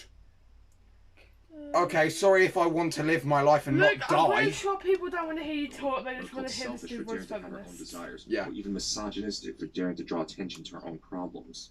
These movies appeal to the female fantasy of having a knight in shining armor swear their entire existence to pleasing them, and thus reinforce these notions within their target audience of women like you that you somehow deserve and should expect to have your boyfriends and husbands give up everything that makes them who they are, and basically dehumanize themselves for your pleasure, and devote 100% of their time and energy to you. The fact that some of you watching this are scoffing at what I just said only proves my point. You have fooled yourselves into thinking that I'm somehow the one who's being selfish when I object to the notion that men should be expected to cave into all of your demands for the sake of your perverted, idealistic conception of love. And I have no doubts that some of you will accuse me of being bitter at some ex-girlfriend for saying that, but I'm not, and I will preemptively characterize such an argument as an outcropping of the very mentality that I'm talking about. You expect all of your demands to be catered to, and any man who is unwilling or unable to cater to them must have something wrong with them.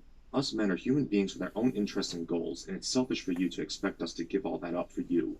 But these movies condition you to expect exactly that.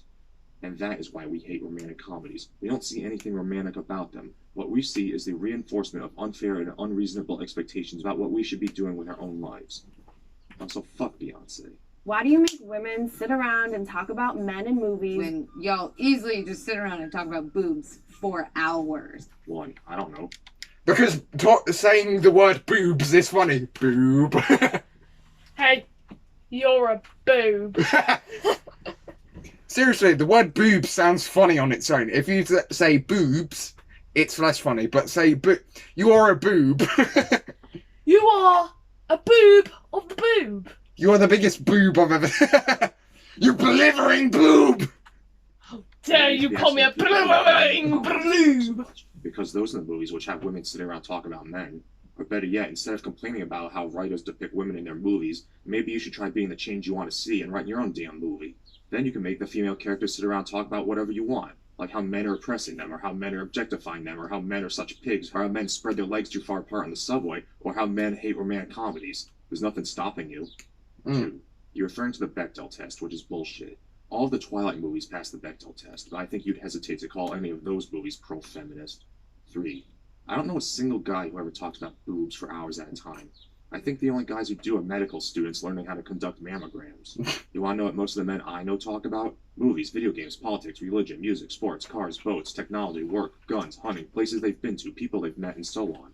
The subject of boobs actually rarely ever comes up. Contrary to what you may have been told in your women's studies class, men don't think about sex constantly. If we did, we would never have invented the camera equipment you use to make this video. 4. If anybody's talking about boobs for hours at a time, it's feminists. You're the ones who are always whining about the designs of fictional characters, complaining that Batgirl's tits are too big. In all honesty, the only time I ever even think about a comic book character's tits is when I hear a feminist bring it up. Maybe you're projecting. Why do you automatically assume that you won't like TV or movies that star a female lead? I don't. When did that come apparent? Okay, name one movie that has a female lead that I hate. The Resident Evil movies. Based off a video game, the movies are shit. Not because there's a female lead in it, but because the movies just suck. To be honest, Twilight. It was just too cringy for most It of was shit, cringy, and it passed the Bechdel test, you numbnuts. What the hell is even that? You don't even know what it is, do you? Yeah, I do. Mm-hmm. Shut the In fact, some of my favorite movies and TV shows have female leads. I don't know a single man who has ever scoffed at the notion of watching a movie or a TV show just because it has a female protagonist. Movies that I hate that actually have a female lead in it. 2016 Ghostbusters. Bite my left nutsack, you bitch. However, I have seen feminists scoff at anything with a male lead. Why are you surprised when women are funny? I'm probably funnier than you. I'm not surprised. It's so funny I forgot how to laugh. Oh wow, it's so funny, but my mouth isn't moving in the notion of You laughter. are probably the shittiest comedian ever. You probably laugh at the fact that men have testicles. Okay guys, I'm such a retard on here, Doug. What has 4 legs and humps camels? Men! Prize women are funny. There are plenty of funny women out there. Shoe on Head, Pupinia, Stewart, etc. But I will say that, in general, women are not as funny as men, and I think most women will agree with that statement. I also think there's a reason for this. See, if you understand what humor is and how it works, which I'm guessing you don't because you're feminists, then you know that the things that make people laugh often have their roots in very dark subject matter. To quote the amazing atheist, these people who are fucking offended by rape jokes don't even understand humor. They think of humor as like... Right, I will explain... Rape jokes! I will explain what real fucking humour, like the humour that me and my friends make while in Xbox parties. We make racist jokes, sexist jokes, dark humour jokes. We make 9/11 jokes. Why? Because they're fucking funny. Why was there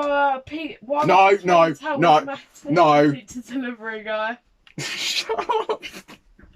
Don't. Please, Max. I will get fucking banned. A happy thing, because humor makes us laugh and laughter makes us happy. But a lot of the times they don't seem to notice that what we're actually laughing at is quite dark and morbid. Like if you actually look at it and examine the jokes and look at the exaggeration and try to figure out the mechanics of how the joke works, why does it work, you're going to find that a lot of jokes have their genesis in pain and suffering. Because laughter is this great transcendent tool we have where we can take something that's bitter and difficult to comprehend or deal with and make it something funny. Like if I take a joke like, how many police officers does it take to change a light bulb?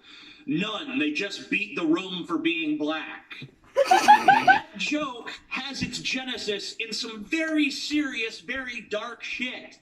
And that joke is not making light of the fact that people have suffered, or it's not making light of the fact that people, marched in the civil rights movement, or that people are racially discriminated against, or police brutality. It's not making light of any of that. What it's doing is it's taking that pain, and it's taking that dark subject matter, and it's helping us transcend it for a moment, and view the absurdity of our circumstance, because that is what humor is supposed to do. Humor at its best takes the elements of the world that are dark and horrible and shows you their absurdity. It shows you the absurdity of the human condition, and that is important. See, men are socially conditioned to not talk openly and honestly about their No, feelings. no. I'll watch the video when you post it. That's why we Okay? cultivate Okay, it's gotta be quite a long video. The only way we can really talk about the things that upset us is if we do it through the filter of comedy. But women have the privilege to not be subject to such social conditioning, and so they don't feel the need to cultivate a sense of humor, and that's why women, in general, aren't as funny as men.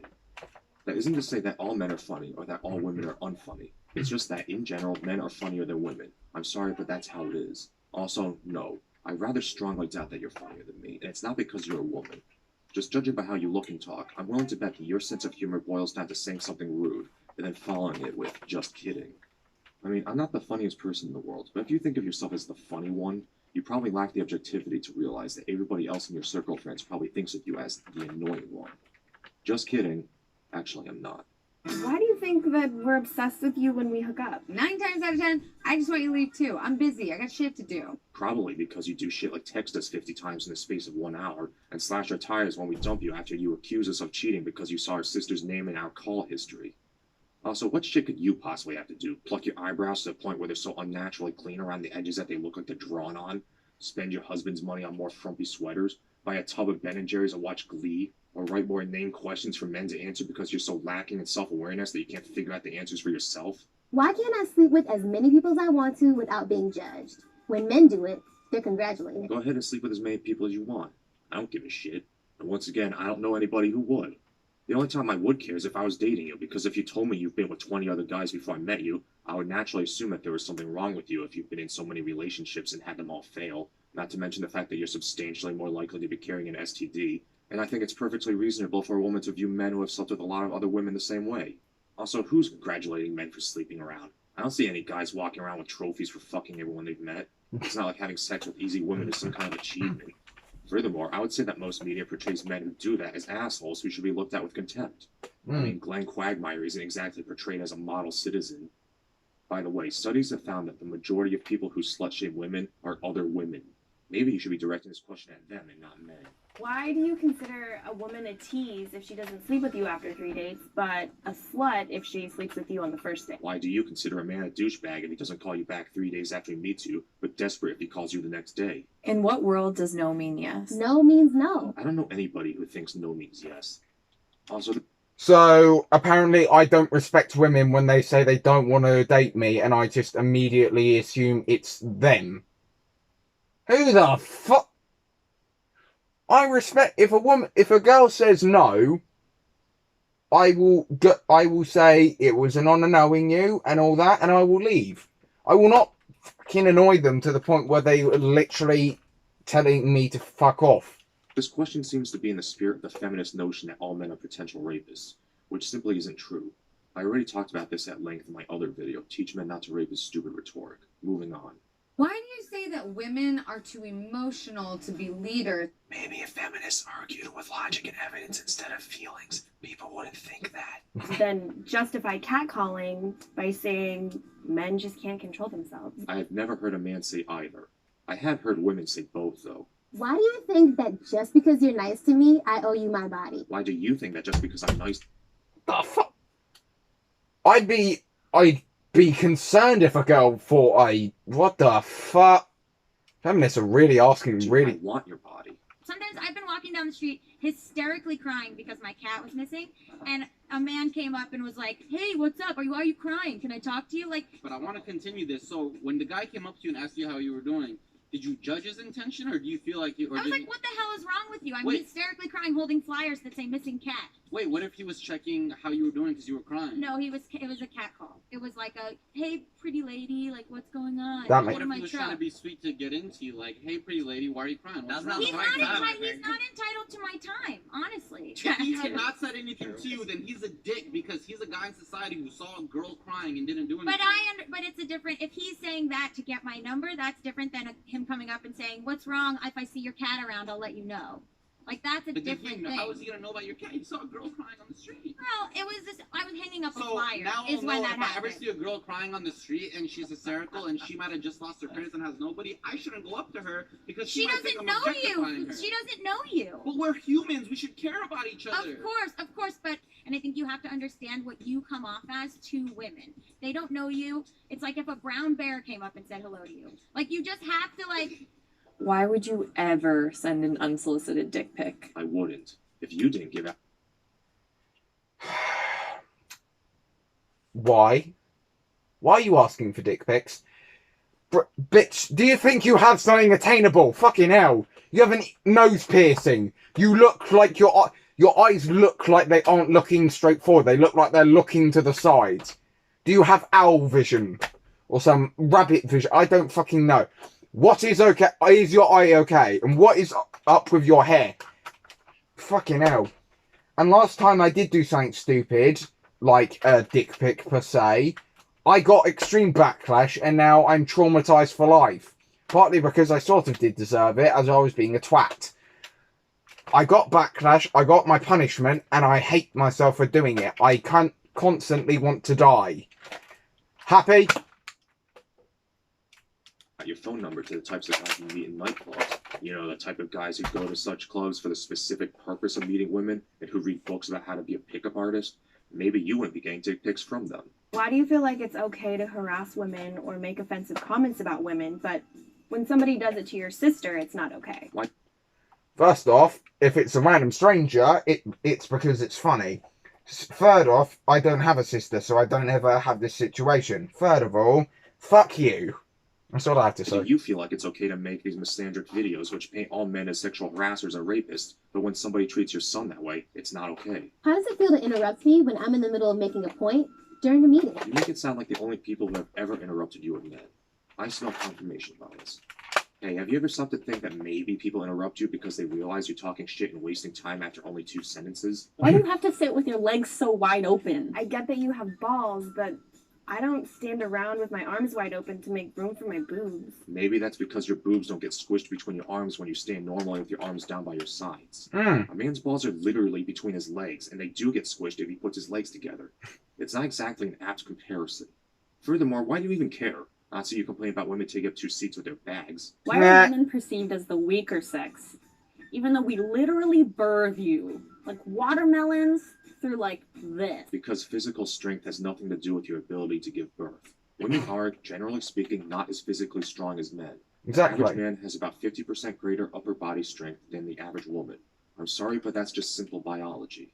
There's also the fact that men are, by and large, the ones who go to war and fight and die to protect you. Men are the ones who work the dangerous jobs which make your comfortable lifestyle in the industrialized world possible. And historically, men are also the ones who have gone out into the unforgiving wilderness to kill dangerous animals so ungrateful, entitled women like you can eat. You, as a woman, are substantially less likely to die during your daily activities, and you don't have to worry about being called a deadbeat for not risking life and limb in a factory or field for the benefit of others. Nor do you have to worry about being told you don't have a real job because you work with computers or push pencils in a safe, clean environment. Women work soft, cushy jobs compared to men, and that's why women make up only 7% of workplace fatalities despite making up 47% of the workforce. That is why you are perceived as the weaker sex. If you don't want people to see you that way, then get out of your comfortable air-conditioned studio and go work on a crabbing boat or in a coal mine. You're always complaining about employment discrimination, so go ahead, take the dirty, dangerous jobs and show us all just how strong and tough you are. And look, I don't begrudge women for working jobs that don't put them in danger, and I will freely admit that my job isn't particularly dangerous. But if you're going to sit there and act like women are stronger than men just because you can give birth, something which you have a 0.0002% chance of dying from if you live in the United States, and that's up from 15 years ago, then you can fuck right off. By the way, passing a kidney stone hurts more than giving birth. Any woman who has experienced both will tell you that, and men get them more often, so blow me. Why is it so bad to show? And I know, and my friend's mum had to pass a kidney stone, and she said it was like trying to, I can't remember what her simile was, but it was not pleasant, and she would rather have a baby again. Your emotions. It means you're human. Maybe it's because feminists like you tell us we're misogynists for even daring to complain about our problems. Since you're not a man and you don't have even the slightest inkling of what it's like to be a man, let me spell it out for you. Boys are socially conditioned from the day we learn to talk to not express our feelings. We are brought up constantly being told to man up and that boys don't cry. We don't have the privilege of showing our emotions because if we do, it is seen as a sign of weakness. To put it simply, us men are programmed to believe that our own feelings are invalid, and so we hide them and we lie about them. We are raised to expect that if we tell you our feelings, you will shoot them down. You will tell us we're wrong for feeling the way we do, and even if you don't, we still don't want to tell you our feelings because we know you'll use them against us. You're probably thinking that you don't do that, but you do. You do it all the time and don't even realize it. Ask yourself if you have ever had an argument with one of the men in your life and you told them if you were a real man, if you ever have, then you have done exactly what I'm talking about. See, no woman has ever been told if you are a real woman, you wouldn't feel this way. Women have their feelings cultivated and coddled. You're not only allowed to cry, you're expected to, and when you do, people around you give you sympathy and you're comforted. You are so used to getting sympathy that you feel entitled to it. Men don't have that luxury. A man fully expects to be looked down upon, and told that his feelings don't matter if he shows any sign of emotional weakness, even by the people he trusts most, because that's what he has experienced for his... Apart from the homies got you. And how do I know this? Oh, definitely not because my friends on Xbox definitely supported me when I wanted to kill myself multiple times. Definitely not because of that. Definitely. Entire life. And you wonder why the suicide rate for men is 4 times higher than it is for women. And I know what you're going to say. You're going to say that the social conditioning of men to not show their emotions is part of the patriarchy, and feminism is fighting to change that. Good. What heroes you are. Let me give you a little golf clap while you take a sip from your fucking male tears mug while sitting in the comfort of your safe space where men aren't allowed. Why are you always trying to prove your masculinity? See my answer to the previous question. Also, wow, how egocentric are you? You are so certain that the world revolves around you that you believe that when a man is acting like a man that he must be trying to prove something to you? Like he couldn't possibly be acting like a man just because he's, you know, a fucking man? Why are you constantly trying to prove your femininity to me? How about that? Why the f isn't it ladylike to cuss? When did words get gendered? It's also considered not gentlemanlike to curse. Swearing is generally considered rude regardless of the gender of the person who's doing it. Personally, I don't give a shit if you use profanity, go right the fuck ahead. And when did words get gendered? I guess right around the time the word feminist was invented, which is itself a gendered word. I mean, the invention of feminism is when everything suddenly became gendered. Like when you assert that interrupting people is somehow a uniquely male behavior, or that only women get told not to swear. Why is it your first instinct to doubt women who have been sexually violated or raped? Maybe if false rape accusations weren't systemically encouraged by feminism, we wouldn't have a problem. Notice how this question is phrased. To doubt women who have been sexually violated or raped. The more salient question would be, why do you doubt women who claim to have been sexually violated or raped? The answer is because we have this thing called the presumption of innocence. That means a person who is accused of a crime is innocent until proven guilty. So it's not my first instinct to doubt, it's my moral imperative to doubt until evidence is forthcoming. You wouldn't put somebody in jail just because somebody accused them of murder, nor would you put them in jail just because somebody accused them of theft, nor would you put them in jail because somebody accused them of any other crime. So why should accusations of rape be held to a different standard? This really isn't a difficult concept to understand, and it both baffles me and disturbs me how often I see feminists failing to grasp this. For people who claim to fight for social justice, you really don't understand how justice works, do you? See, a man who is accused of rape will have his life ruined. That's not even only if he is convicted. The mere accusation is enough to cost him his job, his relationships, his education and career prospects, his home, his reputation, and so on. If a woman wants to ruin a man's life, all she has to do is accuse him of raping her, and he will be put through the ringer by law enforcement and the media, and even if he is found not guilty, the damage will have already been done, and the woman who made the false accusation will get away scot-free. Really, it astonishes me that even after what happened at Duke and the University of Virginia that you're still asking this question. Furthermore, feminists have abused the word rape to the point where it's lost all meaning. Everything is rape. It's gotten to the point where if a woman claims she was raped, I have to wonder if she means a guy actually forcibly put his penis in her, or if she had consensual sex and just decided to call it rape when she decided she regretted it the next morning, or if she's merely complaining that a guy looked at her in a way that made her feel uncomfortable. I mean, what even is rape at this point? According to some feminists, it's rape if a man changes positions during sex without forewarning. What? It's rape if your boyfriend breaks up with you because you cheated on him. It's rape if you overhear somebody calling somebody else a slut. I got raped when my mother called someone else's daughter a slut. Really, it's your own damn fault that people are becoming increasingly reluctant to believe rape accusations because you have expanded the definition so broadly that nobody even knows when you're really talking about rape anymore. You did this, you asked for it, and now you have buyer's remorse. Now let me pose a question to you. Why is it your first instinct to doubt when a man says he was sexually violated or raped by a woman? Why do you assume a woman's angry because she's on her period? Because women get angry when they're on their period. It's a scientific fact that the hormonal changes a woman experiences during her period cause her to become irritable. This is called premenstrual syndrome, or PMS. However, I don't always assume a woman is angry because she's on her period. If your boyfriend thinks that, maybe it's because you're not being straightforward with him and expecting him to be a mind reader. Maybe you should try telling him why you're angry. Ever thought about that? Ever thought about simply telling him that you're mad that he ate the last Klondike bar or whatever trivial bullshit you're getting your panties in a twist over? How he should be able to just figure it out. Yeah, you should be able to figure out the answers to these stupid questions you're asking. Why do you think women that wear makeup are false advertising? We can say the same thing about your dick size. I'm sorry. False advertising because you were... Who in the communistic fuck asked for this?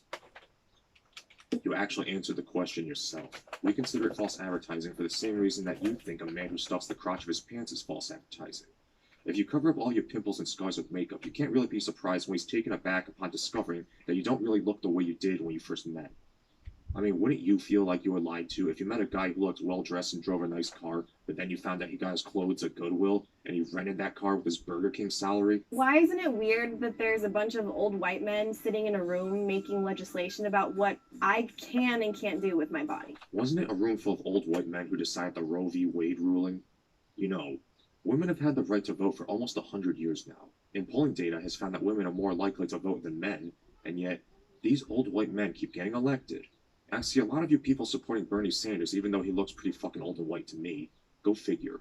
Furthermore, why does it even matter that they're white? Why does the melanin level matter more than the merit of their ideas? Wasn't it Martin Luther King Jr. who once said, "I have a dream that my 4 little children will one day live in a nation where they will not be judged by the color of their skin, but by the content of their character"? For as much as you people like to accuse others of being racist, you sure do judge people based on their race a lot. Oh, but it's not racism when you do it because of power structures or some other mental gymnastics bullshit, right? As if whether or not the prejudice somebody's being subjected to is institutionalized makes any difference to them when it happens. Fuck off. Racism is racism, regardless of who's doing it to whom. Calling it something other than racism doesn't change the fact that's fucking racism, and...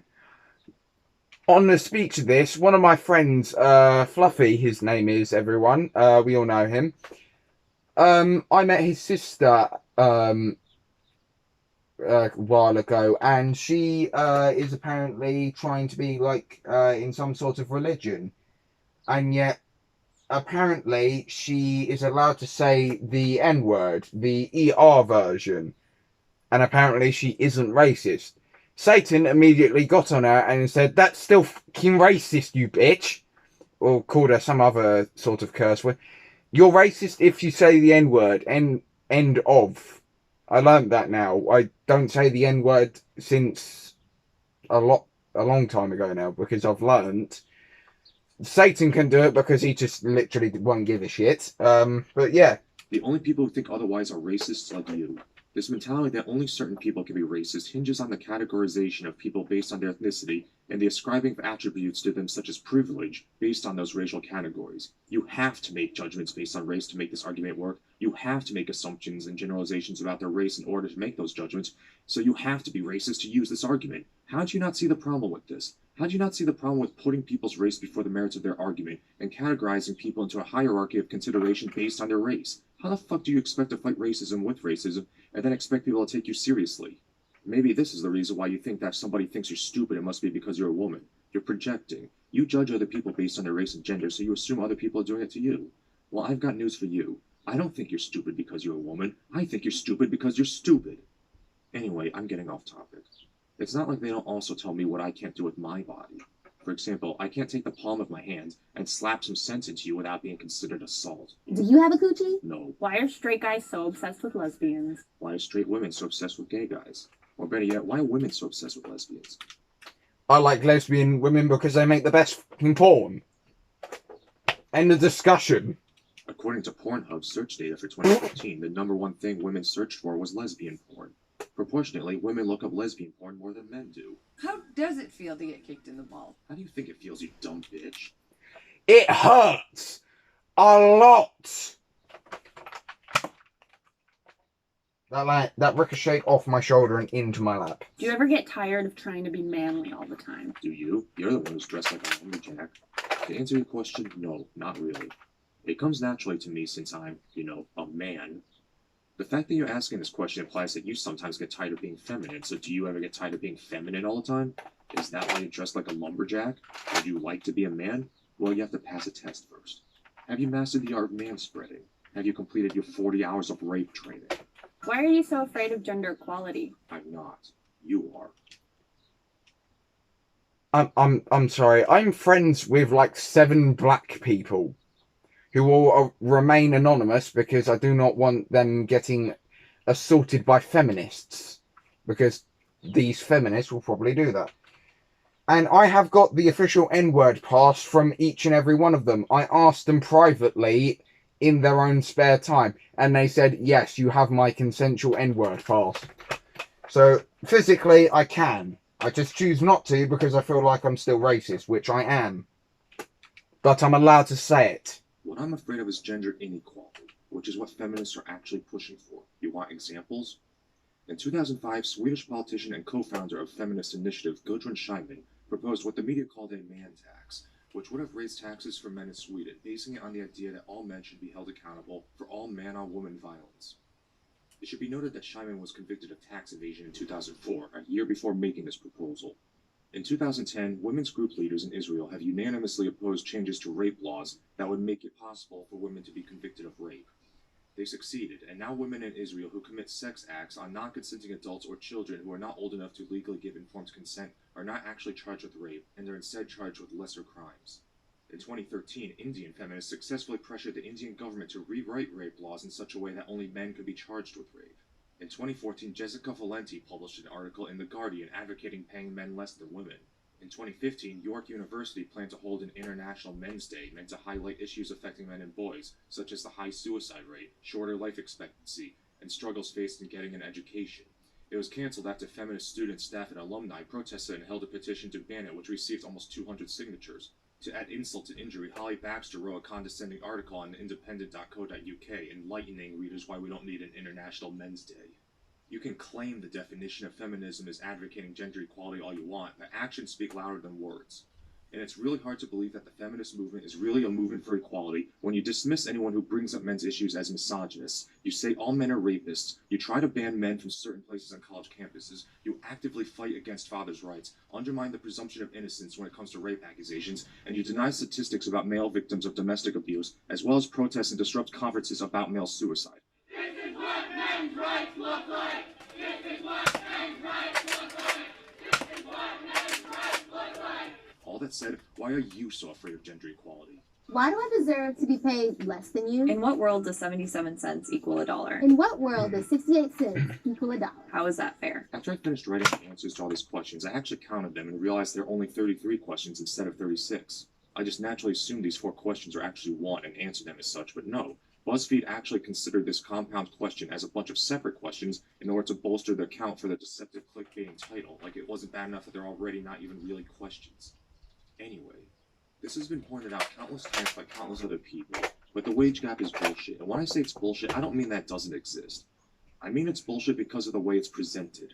The observed wage gap is based on comparing the average income of men to the average income of women without considering any variables. Sometimes when the wage gap is brought up, they add women get paid less for the same jobs, but that's horseshit. Asking women why they get paid less than men is like asking why men are more likely to die in the workplace than women. It's because men and women tend to work different jobs.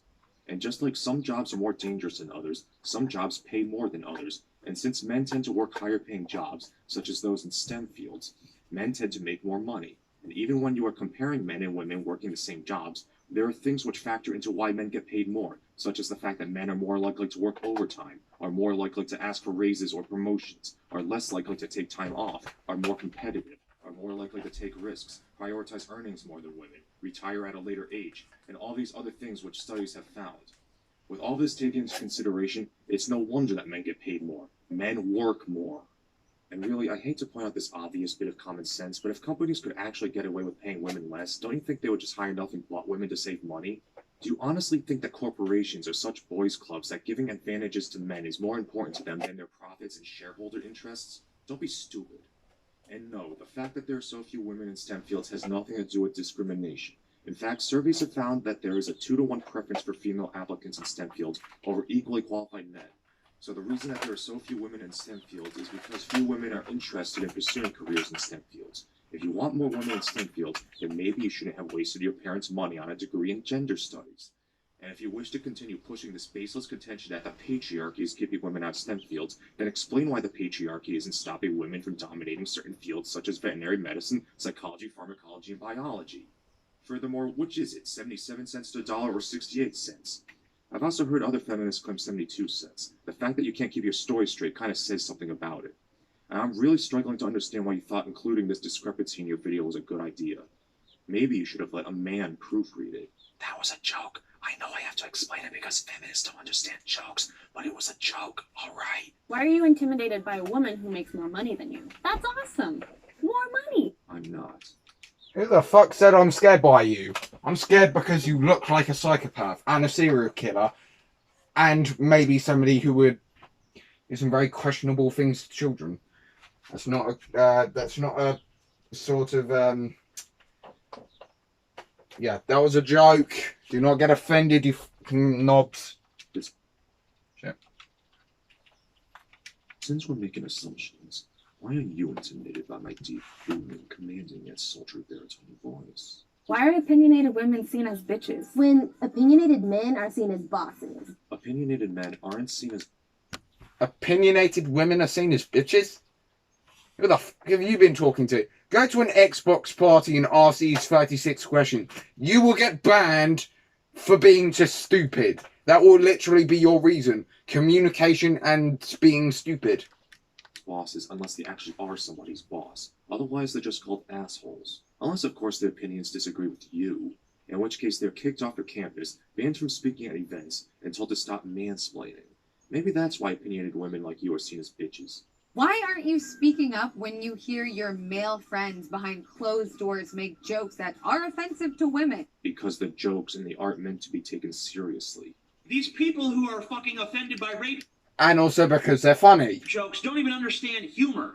If that's not a good enough answer, then let me ask you this. Do you speak up when your female friends make jokes that are offensive to men? No? Why not? Oh, because it's empowering, right? Fuck off. So I thought you said you were probably funnier than me. You think of yourself as a funny woman, but you don't want people making jokes that don't cater to your own personal taste? Stop trying to police other people's speech, you empty-headed bimbo. Why are you so afraid of recognizing your own privilege? Doesn't mean you're a bad person. Just recognize it and do something about it. I just love how you boldly assert that I have privilege without backing up that assertion at all, and then proceed to talk down to me in this condescending tone, like it's just so obvious it's such an unassailable argument. It doesn't mean that you are a bad person, by I guess being the same gender as Donald Trump does. To answer your question, it's because I don't have privilege. I really don't, but you do. I defy you to name one, just one, legal privilege that I have which you don't also have, because I can think of several you have which I don't have. Let me list 10. Women are almost always granted custody of children in a divorce by default unless the man can prove she is unfit to care for them. See Misrepresentation of Gender Bias Committee of Massachusetts Supreme Court by Mark B. Rosenthal. This is despite the fact that children are twice as likely to be abused by their mother than they are by their father, according to page 49 of Child Maltreatment 2013, published by the U.S. Department of Health and Human Services. Women have more social safety nets designed for them, which is why they only make up 24% of the homeless population. This is in spite of the fact that 42% of homeless men are employed versus only 27% of homeless women. This is according to page 2 of Who's Homeless, published by the National Coalition for the Homeless, July 2009, and page 1 of Single Males, the Homeless Majority, published by Healing Hands in June 2001. Women get more lenient sentences for equivalent crimes. See Estimating Gender Disparities in Federal Criminal Cases by Sonia B. Starr, 2012. A woman could get a male coworker fired from his job simply by accusing him of sexual harassment even without proving it. It's so easy for a woman to get a man fired out of malice, and it happens so often that men are now starting to avoid women altogether in the workplace, refusing to mentor or help them. Kim Elsesser talks about this in her book Sex in the Office, 2015. In California, a woman can declare a man to be the father of her child and sue him for child support, and it's up to the man to prove that he isn't the father by taking a DNA test, and he only gets 30 days to do so. If he doesn't do it in that time, then a court can declare him responsible for the child, even if he proves he isn't the father later. A woman can sue a sperm donor for child support. A woman who gets pregnant with stolen sperm can sue the man she stole it from for child support. And before you argue that a man should keep it in his pants if he doesn't want to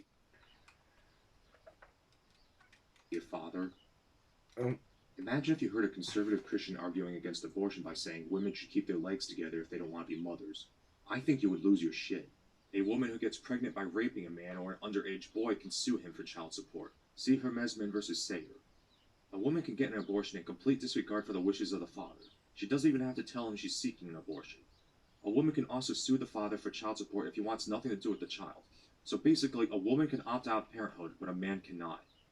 Domestic violence against women is actually taken seriously. Men are always presumed to be the aggressors in domestic violence cases, despite the fact that CDC statistics have found that more than 70% of non-reciprocated domestic violence is perpetuated by women. Even when a man is recognized as being a victim of abuse, he is almost always presumed to be at fault. People ask, what did he do to piss her off? So let me pose a question to you. Why are you so afraid of recognizing your privilege? It doesn't mean you are a bad person, just recognize You it. paused Do there the something best about time, it. by the way. Or don't. I already know you won't.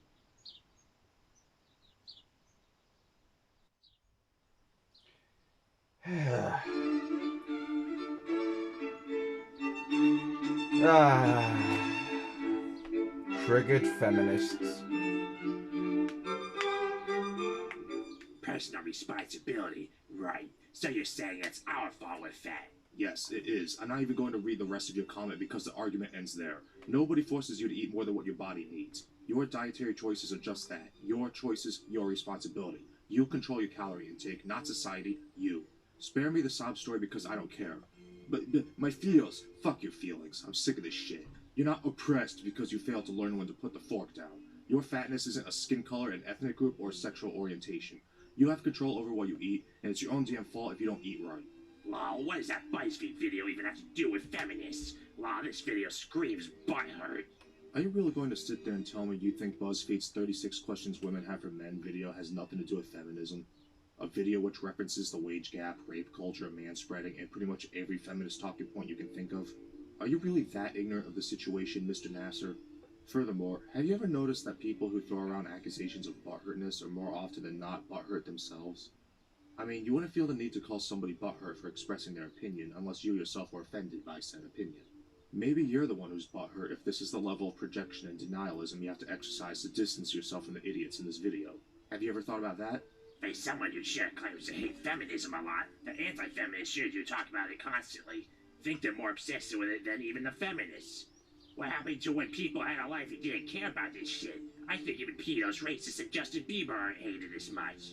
The feminist movement is pro-censorship, pro-segregation, actively fights against fathers' rights, advocates against the presumption of innocence, and perpetuates misinformation about the nature of domestic violence and rape. Why the fuck shouldn't I criticize feminism? Okay, this title should be changed to 50 Questions for Misandrists. You seem to be mistaking feminists for misandrists. Feminists fight for equal rights, misandrists hate men. So back off and do your research before judging feminists for something they didn't do. Feminists are misandrists, and that's because feminism is inherently anti-male, and it's anti-male because it's entirely predicated on the notion that there exists a patriarchy which unilaterally privileges men to the detriment of women. Of course, this is demonstrable. I'm just sitting since here feminists enjoying focus on the people narrative being of this stupid. perpetual systemic female victimhood at the hands of a male-controlled society. They can't acknowledge the systemic inequalities faced by men. They have to ignore or deny the realities of male victims of domestic abuse who are denied recourse, the high rate of male suicide, the difficulties faced by men and boys in education, the high rate of male homelessness, and so on.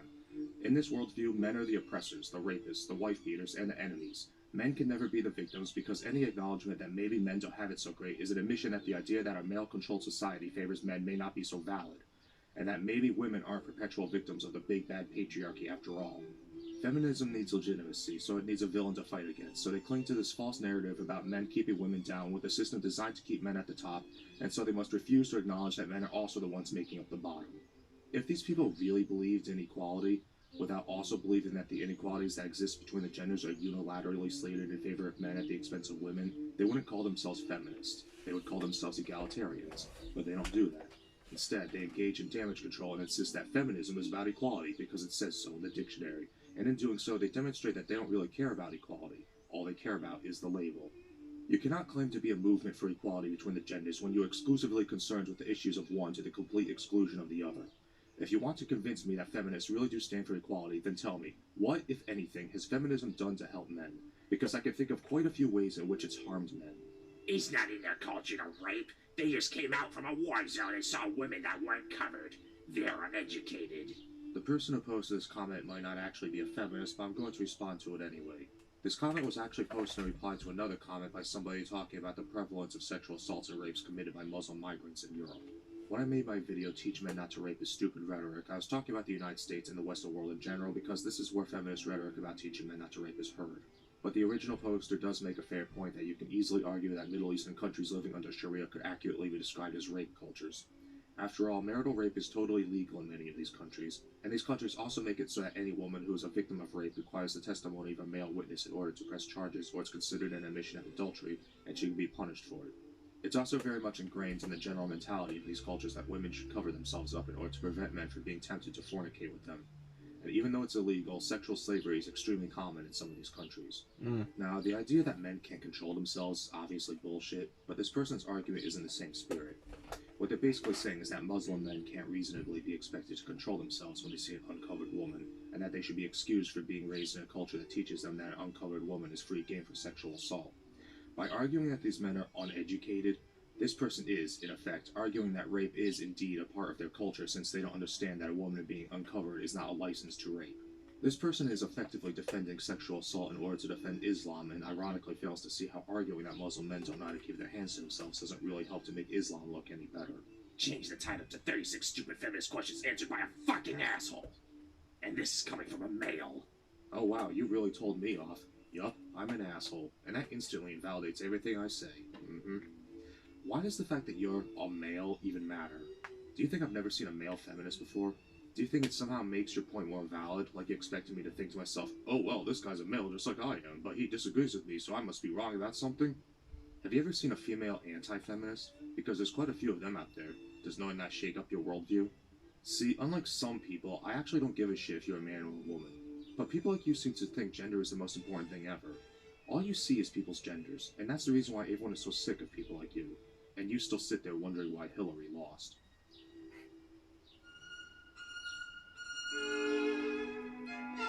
There's several more videos of this, guys.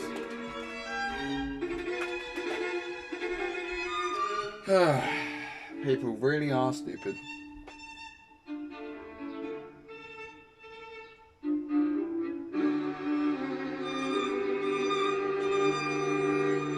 Did I get copyrighted for this song? I don't think so.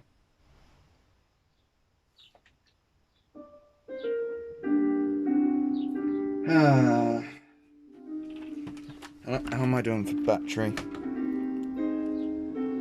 Yeah, I'm doing alright. Okay.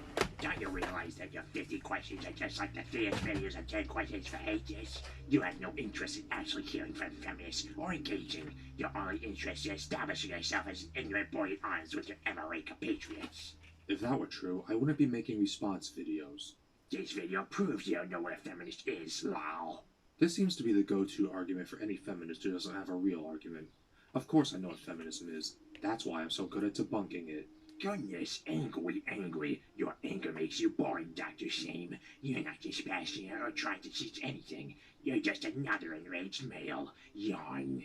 Something I've noticed about feminists is that they rarely provide a real argument. They always default to, you don't know what feminism is, or you're just an angry man who can't get laid, or some variant thereof. I guess sequestering yourself in safe spaces where you get to avoid having your opinions challenged doesn't prepare you to defend your indefensible positions. This dude sounds like a fat atheist gamer loser. Way to prove me right, dickhead. This video would have been much shorter if you stopped yapping every 5 fucking seconds. It's my video, asshole, and I'm trying to put forth an argument. What do you want me to do? Sit here quietly and not say anything? These aren't feminists. I can't believe how often I have to point this out. It's equality. If someone says they're for anything other than that, Oh, they're not God. feminists. Feminism is for men and women. Anyone who says they hate men or make these kinds of generalized statements towards men simply aren't feminists. So feminism is for both men and women.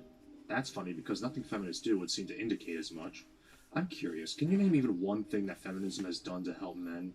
Because all that comes to mind is such instances as the time the Office of Violence Against Women advocated against spending public money on abuse shelters for men, despite the fact that men make up almost half of all domestic violence victims, the fact that feminists have actively covered up evidence of the prevalence of intimate partner violence against men, and of course, all those times feminists protested and disrupted men's issues conferences.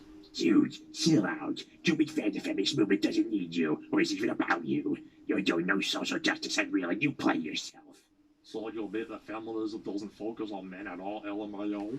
Huh? But feminism isn't about men. It's about how worldwide women are disadvantaged, and that in a world ran predominantly by white men that have different needs that most of the time go unheard because they're just being girls. Oh, so feminism isn't for men? Isn't it telling that feminists can't seem to agree on what feminism even is? It's like you have all these different denominations with dogmas that conflict with each other.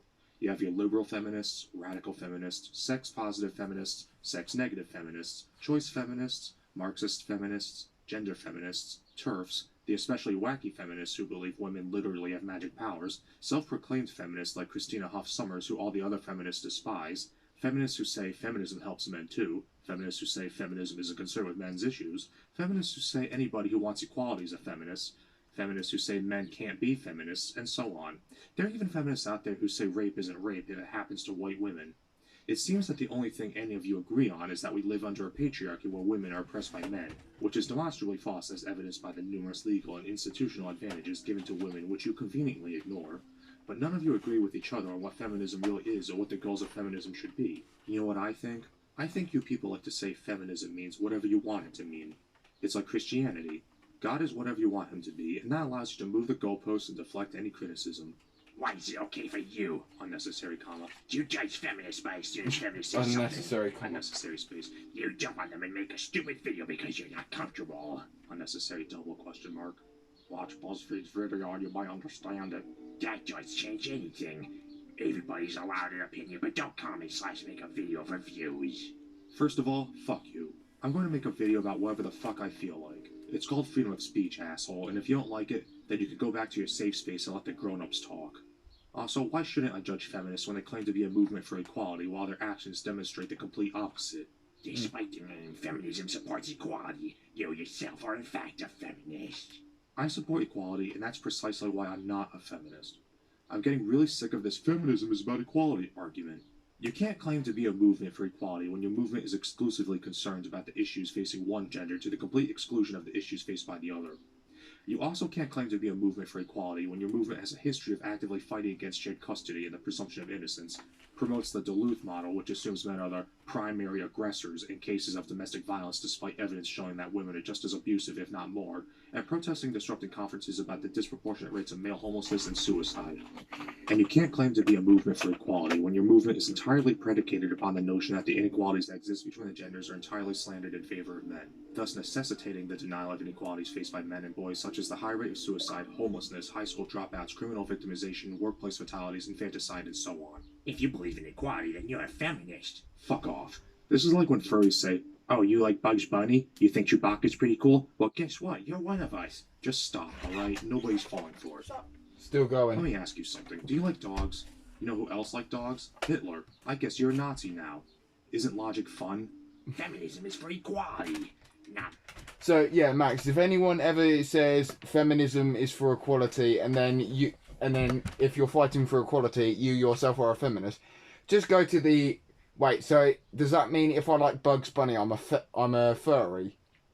Whereas Dr Shaym said, oh, you like dogs? That means you're a fucking Nazi. Isn't logic fun? More right, nor less. I love the fact that they have the fucking gender. That is a different type of genocide. Oh, here we go again. It's like fucking clockwork. Hey, if anything I said in my 36 stupid feminist questions answered video is a lie, then I challenge you to prove them wrong. And I only accept facts, not feelings, prick. Is this just, like, is this a troll? Is he being for real? Nice anime profile, you fucking Discord moderator. You mean to tell me there are people on the internet who disagree with me and provide reasoned arguments and empirical data to support their position? I'm so triggered. This video is stupid. I mean, girls have to pay for toiletries and sometimes makeup due to the impossible standards that beauty caused these years. Do you know how hard it is to be in public with a straight face when inside you're cringing from the pain of cramps? Not easy. There is possibly more stress for women because the standards for them are Okay, try getting hit in the balls, you fucking retard. It hurts. And if girls argue that the fact... You want to know something? That was a question asked, that the 36 questions asked by feminists. What is it like getting kicked in the balls? It fucking hurts, you retard. How does it feel being slapped in the boob? I suppose me. And girls even have to stop working sometimes to bring a child, and they have little to no choice of working to get money or continuing our species. First of all, those beauty standards obviously aren't impossible, considering some women actually live up to them. But nobody's saying you have to live up to them anyway. No. They do it to impress each other. Literally every single woman I know agrees with this statement. We can go downstairs and ask Mum right now. Nobody is forcing you to wear makeup. Second, you posted this on my video about why the wage gap is bullshit, why I pointed out that men get paid more because they work more overtime and are less likely to call in sick even when they actually are sick. Are you implying that the average wages between men and women should be evened out even though the average woman doesn't work as hard just because you have menstrual cramps? Wow, and feminists say men are entitled. Third, nobody's forcing you to have kids, and guess what? There are 7.4 billion people on this planet right now. We don't need any more. Instead of pumping out yet another mouth to feed who will go on to use up resources and pollute, if you want a kid so badly, why don't you adopt one of the 400,000 or so kids in the American foster care system? Fun fact, did you know that even though the sex ratio at birth in the United States is 1.05 girls to every boy, and males make up 49.2% of the population, boys make up 52% of children awaiting adoption? Why don't you do your part in the fight for equality and take one of those boys home so he doesn't end up contributing to the rate of male homelessness as children who age out of the foster care system are statistically extremely likely to do? You're so uneducated. Please shut up. No, you shut up. You care so much you made a Somebody in the comment section said, "Cool, you got proven wrong." Jesus hate Christ, both sides are full of nutjobs. You posted this comment on a response I made to a video by Lacey Green in which she argues against the presumption of innocence and promotes misinformation and even outright falsehoods about the nature of rape and false rape accusations.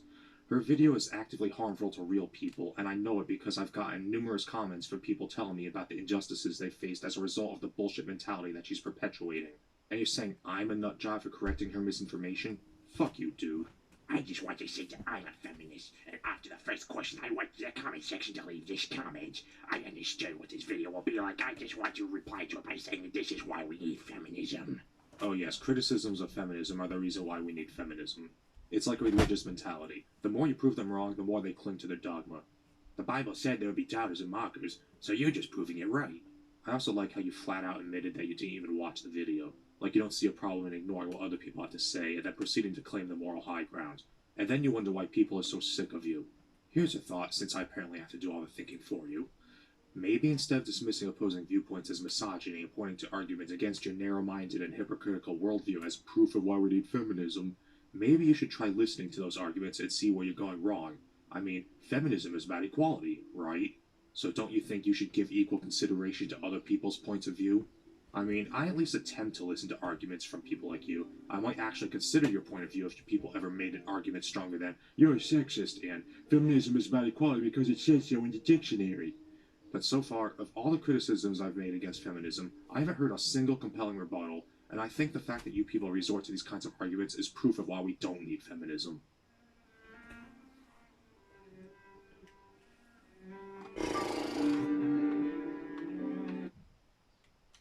There you go. Just right, yeah, we got This video was paid for by my supporters on Patreon. His voice kind of gives me like a lump in my throat. Kind of like Chero. Well, we have one more video of him responding to comments, and then we have black people can't be racist, apparently. Conservatives that gender and biological sex aren't always the same. And who the hell cares if non-binary genders are legitimate in the eyes of random YouTubers? Transgender people are rejected by their friends and disowned by their families, assaulted by total strangers, and driven to commit suicide by the hate they endure. Their lives matter more than your opinion. I never said that sex and gender are the same thing. If you actually watched the video before leaving this comment, you would know that. But having said that, gender and sex are not separate from each other. Your gender identity is as much tied to your biology as your skin color or the shape of your eyes. I cited numerous studies demonstrating not only physical differences in the brains of men and women, but also pointing out that in transgender individuals there are biological reasons for the disparity between their gender identity and their biological sex. Female to male transgender people have brains more similar to cisgender men, and male to female transgender people have brains more similar to cisgender women.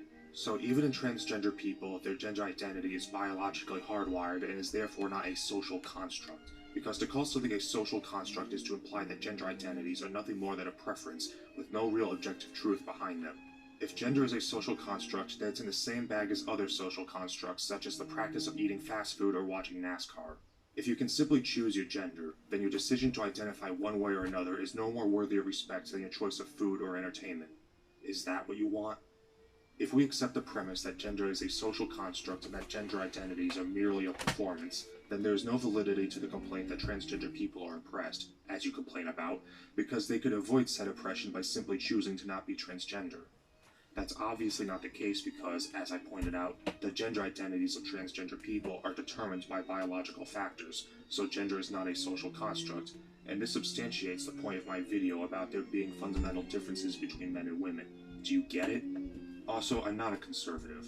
I don't identify as being part of the liberal conservative binary, which actually is a social construct, by the way. I'm just a person who appreciates the importance of science, the very same science which proves evolution, global warming, and that homosexuality is not a choice. I thought liberals like science, or is that only until it becomes inconvenient? Because if that's the case, then you're no better than the conservatives you seem to hate so much. Gender is not a social construct. Science doesn't care about your feelings or your ideological agenda. These are not my opinions, these are facts. Get over it. So women are privileged because they're less likely to be murdered? I think you're just reaching at this point. If women think that them having periods is somehow a privilege, then this is definitely a privilege. No, what you are is uneducated and clearly don't understand what the word privilege means. Privilege is a special right. Women on average living longer, being less likely to be homeless, being less likely to be murdered. Those are not privileges. That's just how it has worked out. They're statistics, facts, not privileges. Women are less likely to be killed on a job because guess what? Men typically work more dangerous jobs. And that's not really a privilege because don't we live in an era where you can choose whatever job you want? Being able to make decisions about our own bodies also isn't a privilege, it's a right that we've been denied by our male ancestors who have always called the shots. Have you ever heard about male suffragers? No, because there's never been a need to have them. Because men have always had all the rights. Male That's is a why there are suffrage, female you idiot. suffragettes who fought and died for women's rights. Or Our however country it needs was less said. hate and people to stand together in equality in the time that we're in. And we need people to be educated. And the facts are, this video is purely biased and is twisting all the information and is hateful towards women. Oh, so you're saying the fact that men are more than 11 times more likely than women to die in the workplace is due to men's personal choices? Gee, I wonder what other workplace inequalities feminists like to complain about which are due to personal choices and therefore aren't valid complaints. I seem to remember there being something about women only getting 73% of something that men get, but I seem to be drawing a blank right now. Well, whatever it was, I'm sure acknowledging that different people get different outcomes based on different personal choices doesn't at all invalidate the narrative that all of the inequalities that exist between the genders are due to discrimination or some imaginary boogeyman called patriarchy keeping a particular class of people down. Oh, wait. Also, do you really want to talk about privileges as rights? Do you really want to go down that road? Because I could challenge you to name even a single legal right that men have which women don't, while I point out several that women have which men don't. Maybe you should just shut up and check your privilege, huh? How can you say that's like okay for women to get less paid? It's not okay. Are you stupid? I never said it's okay for women to get paid less than men. What I said is the reasons women get paid less than men on average have nothing to do with discrimination or patriarchy and everything to do with personal choice. I mean, what is this? Do you people deliberately misconstrue other people's arguments to give yourselves an excuse to be triggered and cry oppression and then bully them into silence with accusations of sexism? And you wonder why people are so fed up with feminists and SJWs. People like you are the reason Trump is in the White House.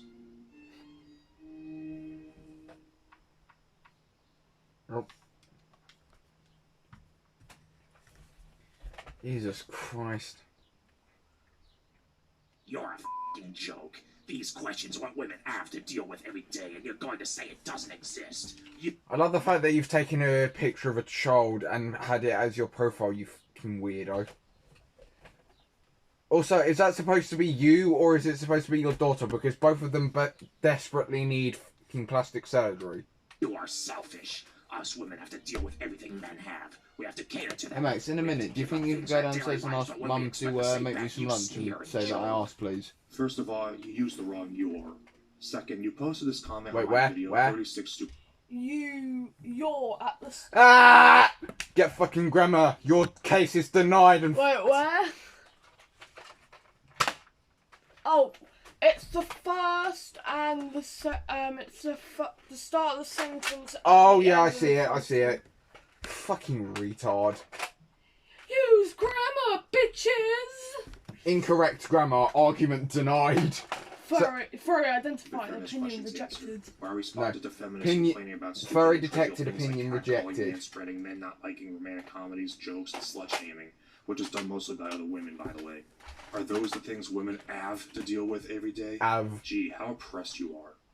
Third... Okay, brilliant grammar. Us, after a full stop. Supposed to be an uppercase after a full stop, you licktard. I love how I'm just turning into a grammar police now. These What should you possibly have to give up to cater to men? Your bodily integrity? You've never been asked to sign an agreement saying you'll go die in a war if the government tells you to, just so you can get a driver's license or to qualify for federal aid or even citizenship. Your reproductive rights? Last I checked, abortion was still legal, so you have the right to opt out of parenthood, unlike men who are made legally responsible for children they want nothing to do with, and have to pay child support for them, even in cases where the mother got pregnant by stealing their sperm or even raping them. And you certainly aren't forced into being legally responsible for a child even after you've proved you aren't the biological parent, as happens to unwilling fathers in California. The sympathy you're granted by society by default? You've never been beaten up by a member of the opposite sex that had everybody laugh at you and assume you did something to deserve it, and then get told you're a monster because you dared to defend yourself. You've also never been treated by a public school teacher like you're defective for exhibiting normal girl behavior, and then put in a special ed class on behavior-altering drugs because the idea that gender is a social construct has pervaded our education system and conditioned our schools to erroneously see gender differences in behavior as abnormal, causing more and more kids of your gender to drop out of school and not bother seeking higher education with every generation. You don't live in constant fear that if anything goes wrong in your life and you end up losing your job or your home, you won't ever recover from it because nobody will have sympathy for you and will instead see you as a worthless bum. You also don't live in constant fear of being falsely accused of sexual harassment or rape and losing your reputation, job, college education, and home over it, even after you've been proven innocent.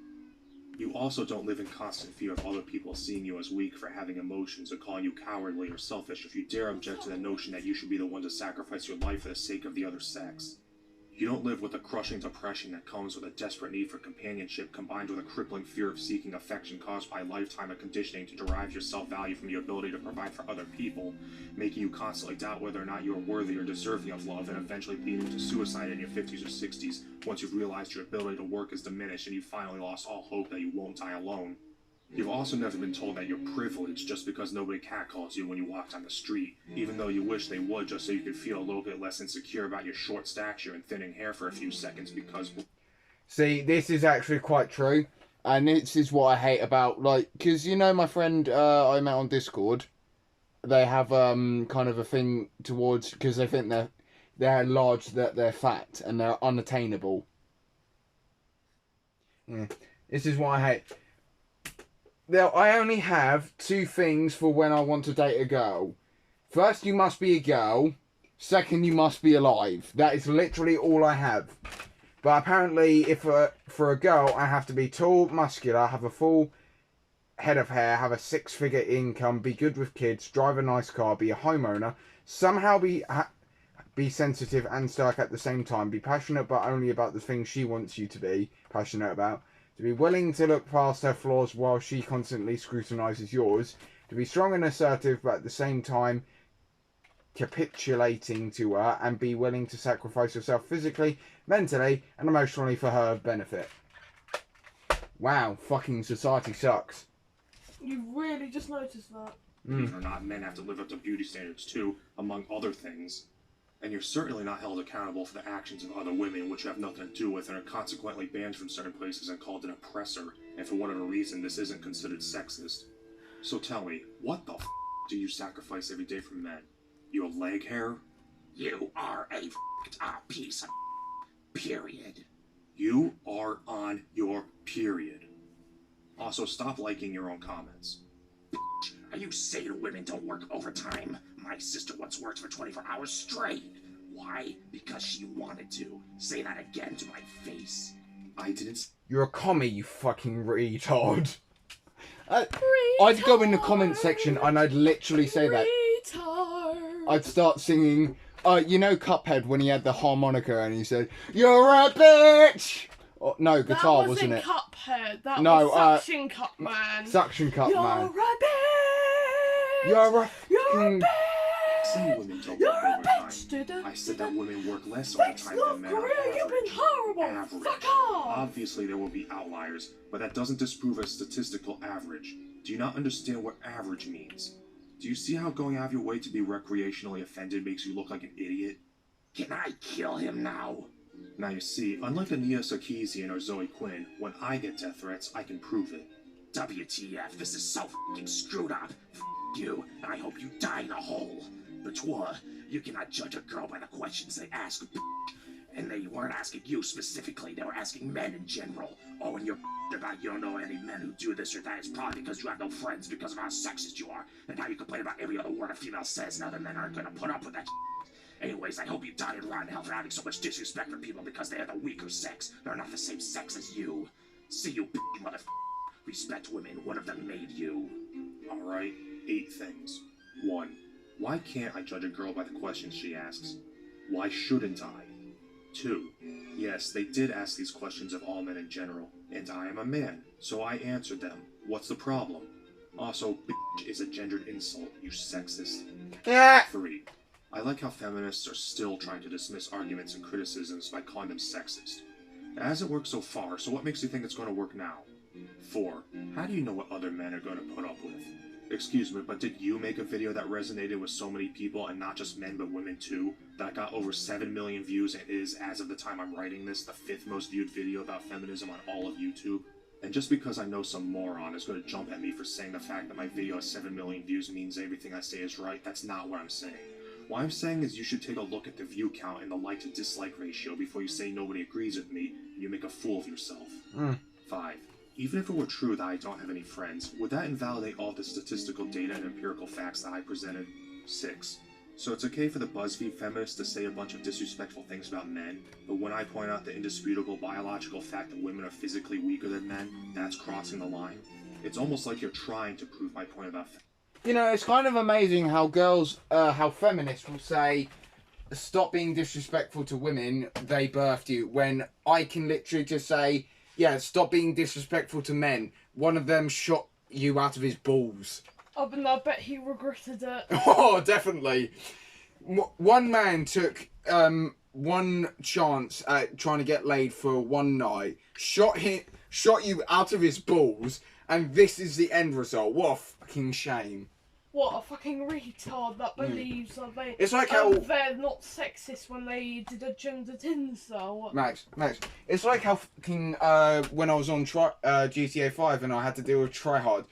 A woman took 9 months, birthed this person, and then proceeded to let this retard roam around free on GTA. Feminists having double standards.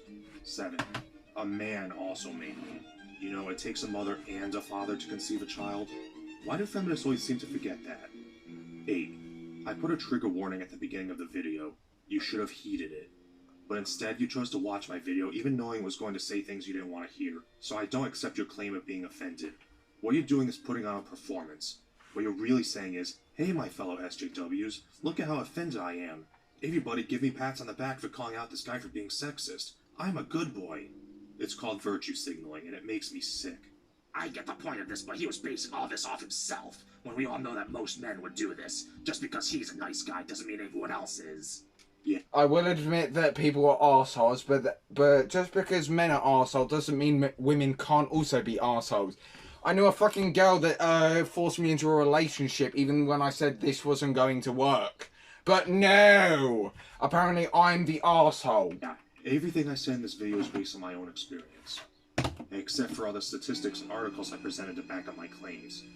I literally presented screenshots of these things, so the only way you could have seen them is if you didn't watch the video, which you probably should have before you posted this comment, because now you look like a willfully ignorant cretin. Men's are stupid sex Gong Tommy, go back to China. Toilets. Hashtag fake feminist. Hashtag men's privilege. You mean just like how women have women-only toilets? How is it a privilege for men to have our own bathrooms when women have theirs too? And how does men having our own bathrooms make us sex predators? Unless you're trying to say we have our own bathrooms because we're sex predators, and your English is just so bad that your sentence is structured completely backwards. Well, his name is Gong Tommy, so he's Chinese, so he has no idea what he's saying. Also, before you start tweeting Stop being racist now. bad grammar shaming, I'm not making fun of you for not knowing Go how to off speak my English properly. There you go. But maybe if you can't speak the language, you should stay out of the discussion, because if you can't understand what I'm saying, and I can't understand what you're saying, then there's not much point in you being here, now is there? This is and you are a mate. Coming from a man. That's not an argument. Lawrence Coons. Also, why do you feel the need to point out your gender as if that somehow makes your comment more meaningful? Are you saying a woman's opinion is less valuable? And what's wrong with What are you, a sexist? I do not see you working in the military. He pointed this out in responding to feminist comments, hashtag number 2. What swear word is 3 letters? But Swear yeah, words have to be. No, Max, let me point out still. He put that previous comment. He said, "Oh no, just because you're a man, I seem to somehow be incorrect." What was it? 2 hours. Well, yeah, because feminists are stupid and they've been going on for years now. But yeah, just because you're a man and you're supporting feminism does not mean you are correct. You're on a farm. You spent more than half an hour talking. Imani, go back to Africa. I do not care how many facts you have. I'm racist at this point. These questions from men, not one man. I bet if you ask 100 men, none of them would say what you said. I do not care how many facts you have. It is your opinion. I do not care how many facts you have. It is your opinion. I do not care how many facts you have. It is your opinion. I do not care how many facts you have. It is your... You know what? F it. If you enjoyed this video, make sure you hit the like button, leave a comment, subscribe, and watch my other videos. And be sure to support me on Patreon because this video will probably get demonetized. Max, how long do you think it will be until, when I post this video, it will be until feminists start attacking me in the comments? Yeah. This video is paid for Yeah, by could my you, supporters on Patreon. could you ask Mum to make me some lunch, Screw the please? intro. This is 50 questions for feminists, number 4. Oh wait, it's December and I haven't made a Christmas special. Okay, now this is a Christmas special. Let's start the video. Why is it that whenever one of you posts a comment on one of my videos, you always either accuse me of hating women or not understanding what feminism is instead of putting forth an actual argument or trying to prove me wrong? Why are you so hung up on Donald Trump groping women while completely ignoring the fact that when Hillary Clinton was a lawyer... Hang on, guys. Pardon, Max? Oh, okay. Thank you, Mum.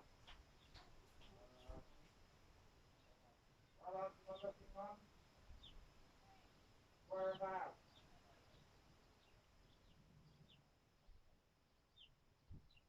Have a look for it in a minute. I'm going to finish off my video. I'll try not to. What? You don't have to, but do you want to try and guess what water I might have in my microscope? I don't know. The park. Right, well, I was going to get lunch, but Dad... She once got a child rapist off scot-free even though she knew he was guilty and was even recorded laughing about it. Have you ever stopped to think that maybe people believe fake articles about feminists saying and doing crazy things because that's what people have come to expect from you and it's simply pose law in action? What is not shaving your armpits supposed to prove? Do you think anybody honestly cares? Right, I'll be back in a If sec, masculinity guys. is so I'm fragile, going to go why look are for you my always the lunch. ones whining about trivial things like emojis not representing you or air conditioning being sexist? If it's disparaging to women to tell a man that he throws like a girl, is it disparaging to men to tell a woman that she looks like a man? According to the FBI, there were more than 1.7 million burglaries reported in the United States in 2014, or about 20 times the number of rapes reported that year. Does that mean we live in a burglary culture? The fact that female teachers having sex with their underage students who are unable to legally give informed consent isn't seen as a big deal as part of rape culture, right? So why aren't you demanding that all female teachers be required to attend consent seminars? Having some guy pester you for your phone number can be annoying, but is it really fair to equate it to rape? Why do you complain about the fact that the majority of top-level executive positions in the corporate world are taken by men, while completely ignoring the fact that most bottom-level positions are also taken by men? Why do you conflate sexy with sexist? Why is it so wrong to glorify the ideal healthy female form? Hashtag kill all men is a joke, right? Why is it okay for you to joke about killing men, but not for anybody else to joke about rape? If rape jokes normalize rape and harm women, does joking about killing men not normalize male homicide? Men are already nearly 4 times more likely to be victims of homicide than women, and according to your own logic, joking about that will only normalize it and make it even more common. So if it's true that you don't hate men, why are you joking about killing men when you yourself believe that jokes normalize violence? How do you expect women to ever be taken seriously when you yourself make women out to be these delicate flowers who need to be tiptoed around, like they're so fragile that they can't handle jokes, rude comments, or being called bossy? If media depictions of rape and violence against women normalize rape and violence against women, couldn't you say the same thing about rap music and violence against the police? If so, why don't you bring that up with your friends in the Black Lives Matter movement? Why is it such a bad thing to address a group of people as guys? If gender is a social construct, why does it matter? If being a woman is so hard, and gender is a social construct, why don't you just become men? If the fact that black people are so overrepresented in the prison population is proof that the judicial system is biased against black people, is the fact that the vast majority of prisoners are also men proof that the judicial system is biased against men? If the fact that women are underrepresented in the corporate world is proof that the corporate world is systemically biased against women, is the fact that men are underrepresented in colleges proof that colleges are systemically biased against men? Being fat and claiming to be healthy because you haven't had a heart attack yet is like a smoker claiming smoking is healthy because he hasn't gotten lung cancer yet. Being overweight or obese has been linked to numerous health issues. This means being fat or allowing yourself to get fat are self-destructive behaviors. Why should society perceive self-destructive behaviors as beautiful? If all women should be feminists because feminists gave women the right to vote, then should all black people be Republicans because Republicans freed the slaves? How is marching down the street topless going to end slut-shaming, street harassment, and rape culture? Do you expect to ever actually change anything? Or do you just say things and put on these histrionic public performances because it makes you feel like you're doing good without actually accomplishing anything other than making yourselves look like crazy, screaming, blood-soaked morons? How is feminism going to end domestic violence when it has to deny inconvenient realities about the nature of domestic violence, such as the fact that men make up 40% of the victims, half of all domestic violence is reciprocated, and over 70% of non-reciprocated violence is perpetrated by women? If intimate partner violence is a form of patriarchal control men use to oppress women, why is it that the majority of non-reciprocated domestic violence is perpetrated by women? If intimate partner violence is a form of patriarchal control men use to oppress women, Right, I am back, why do everyone. lesbians statistically experience more domestic violence than heterosexual women? If rape is a form of patriarchal control men use to oppress women, why is it that an American man is more likely to be raped in prison than an American woman is to be raped anywhere outside of prison? Why are you only pro-choice up to the point where women make choices you don't agree with? Did you know that Norway shooter Anders Behring Breivik's mother abused him numerous times as a child, including sexually, and the Norwegian court system denied his father custody several times while this was happening? Why is it that whenever you promote multiculturalism, that always seems to exclude Western culture? Right. Well, I'll be back in a second, guys.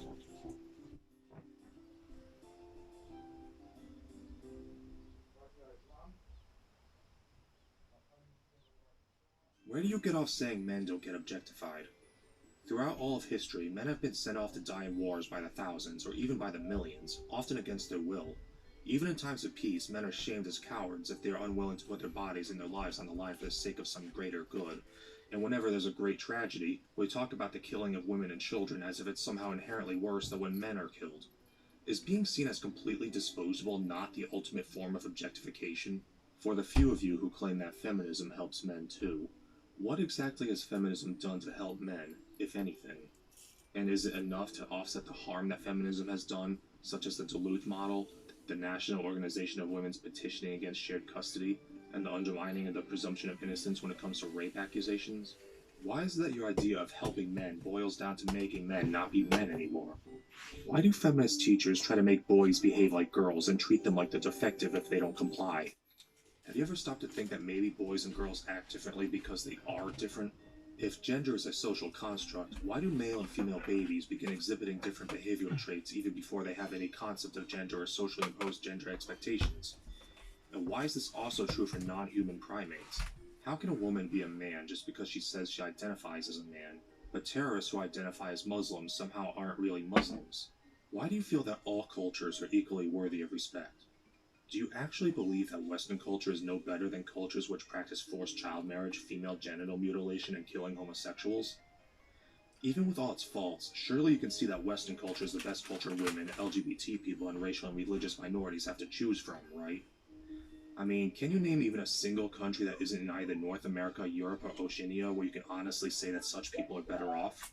Where do you get off saying feminism is about equality when there are all different kinds of feminism, each with conflicting ideas? You have your liberal feminists, radical feminists, sex-positive feminists, sex-negative feminists, choice feminists, Marxist feminists, gender feminists, TERFs, the especially wacky feminists who believe women literally have magic powers, self-proclaimed feminists like Christina Hoff Sommers who all the other feminists despise, feminists who say feminism helps men too, feminists who say feminism is a concern with men's issues, feminists who say anybody who wants equality is a feminist, feminists who say men can't be feminists, and so on. There are even feminists out there who say rape isn't rape if it happens to white women. It seems that the only thing any of you agree on is that we live under a patriarchy where women are oppressed by men, but none of you can agree with each other on what feminism really is or what the goals of feminism should be. Can you really say that feminism is about equality when there are feminists out there who say it's about female supremacy, and can you argue against them without evoking the no true Scotsman fallacy? If the word history is sexist because it has the word his in it, and the spelling of the word women needs to be changed to W-O-M-Y-N so it doesn't have the word men in it, is the word person sexist because it has son in it? What about menstruation? Do you understand that having men tell you their opinions about your appearance or stating their preferences isn't the same as dictating to you what to do with your body? Why do you dismiss reports from Fox News, The Drudge Report, and Breitbart because of their right-wing bias when the news sources you listen to like MSNBC, CNN, and BuzzFeed don't even try to hide their left-wing bias? Why is it only okay for the media to be biased when they're saying what you want to hear? If women are so much better than men at raising children, why is that even though more than half of black children are being raised by single mothers, they still have a disproportionately high rate of child maltreatment? Did you know that girls who grow up without their fathers could be up to 7 times more likely to end up getting pregnant as teenagers? Why do you have no problem accepting that most people who are qualified for the NBA just happen to be black, but still think it's completely absurd that most people who are qualified to be engineers just happen to be men? I'm slightly overweight. Where do I cash in my oppression points? Why do you complain about players being able to kill fictional women in video games, but not about players also being able to kill men in the very same video games? If every credible study ever conducted on the subject has found that video games do not in fact cause people to become violent, why should we believe that video games cause people to become sexist?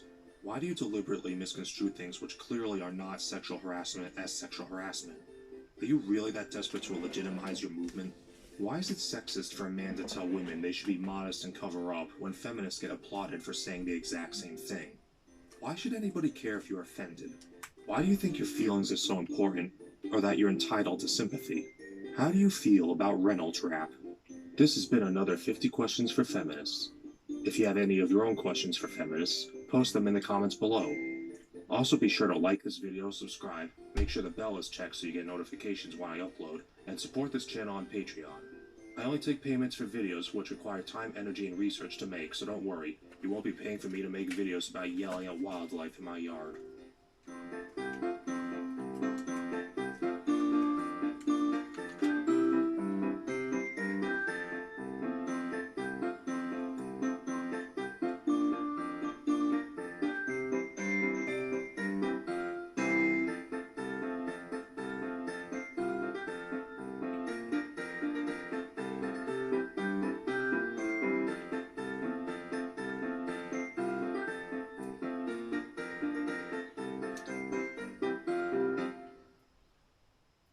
Right.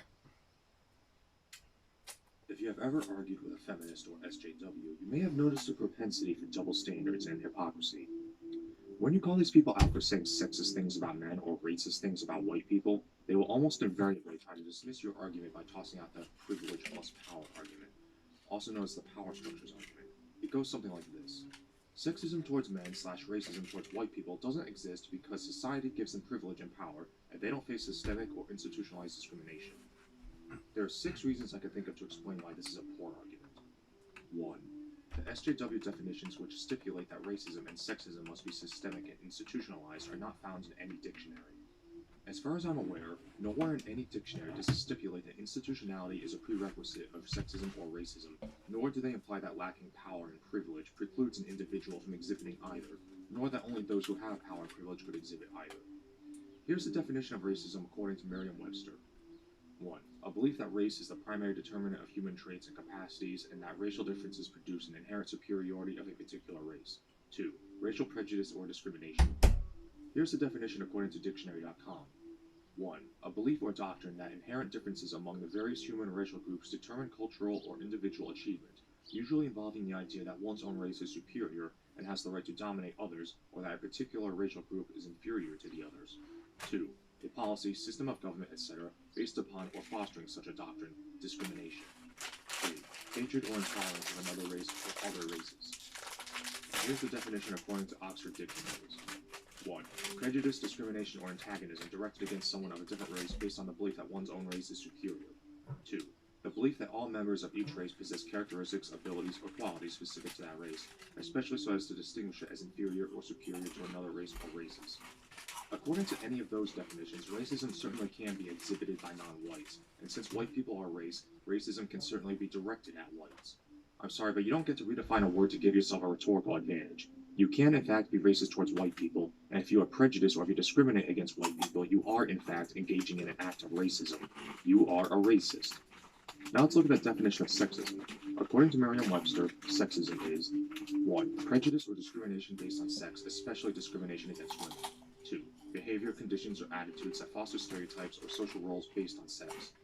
Note that even though it says especially discrimination against women, it does not imply exclusivity.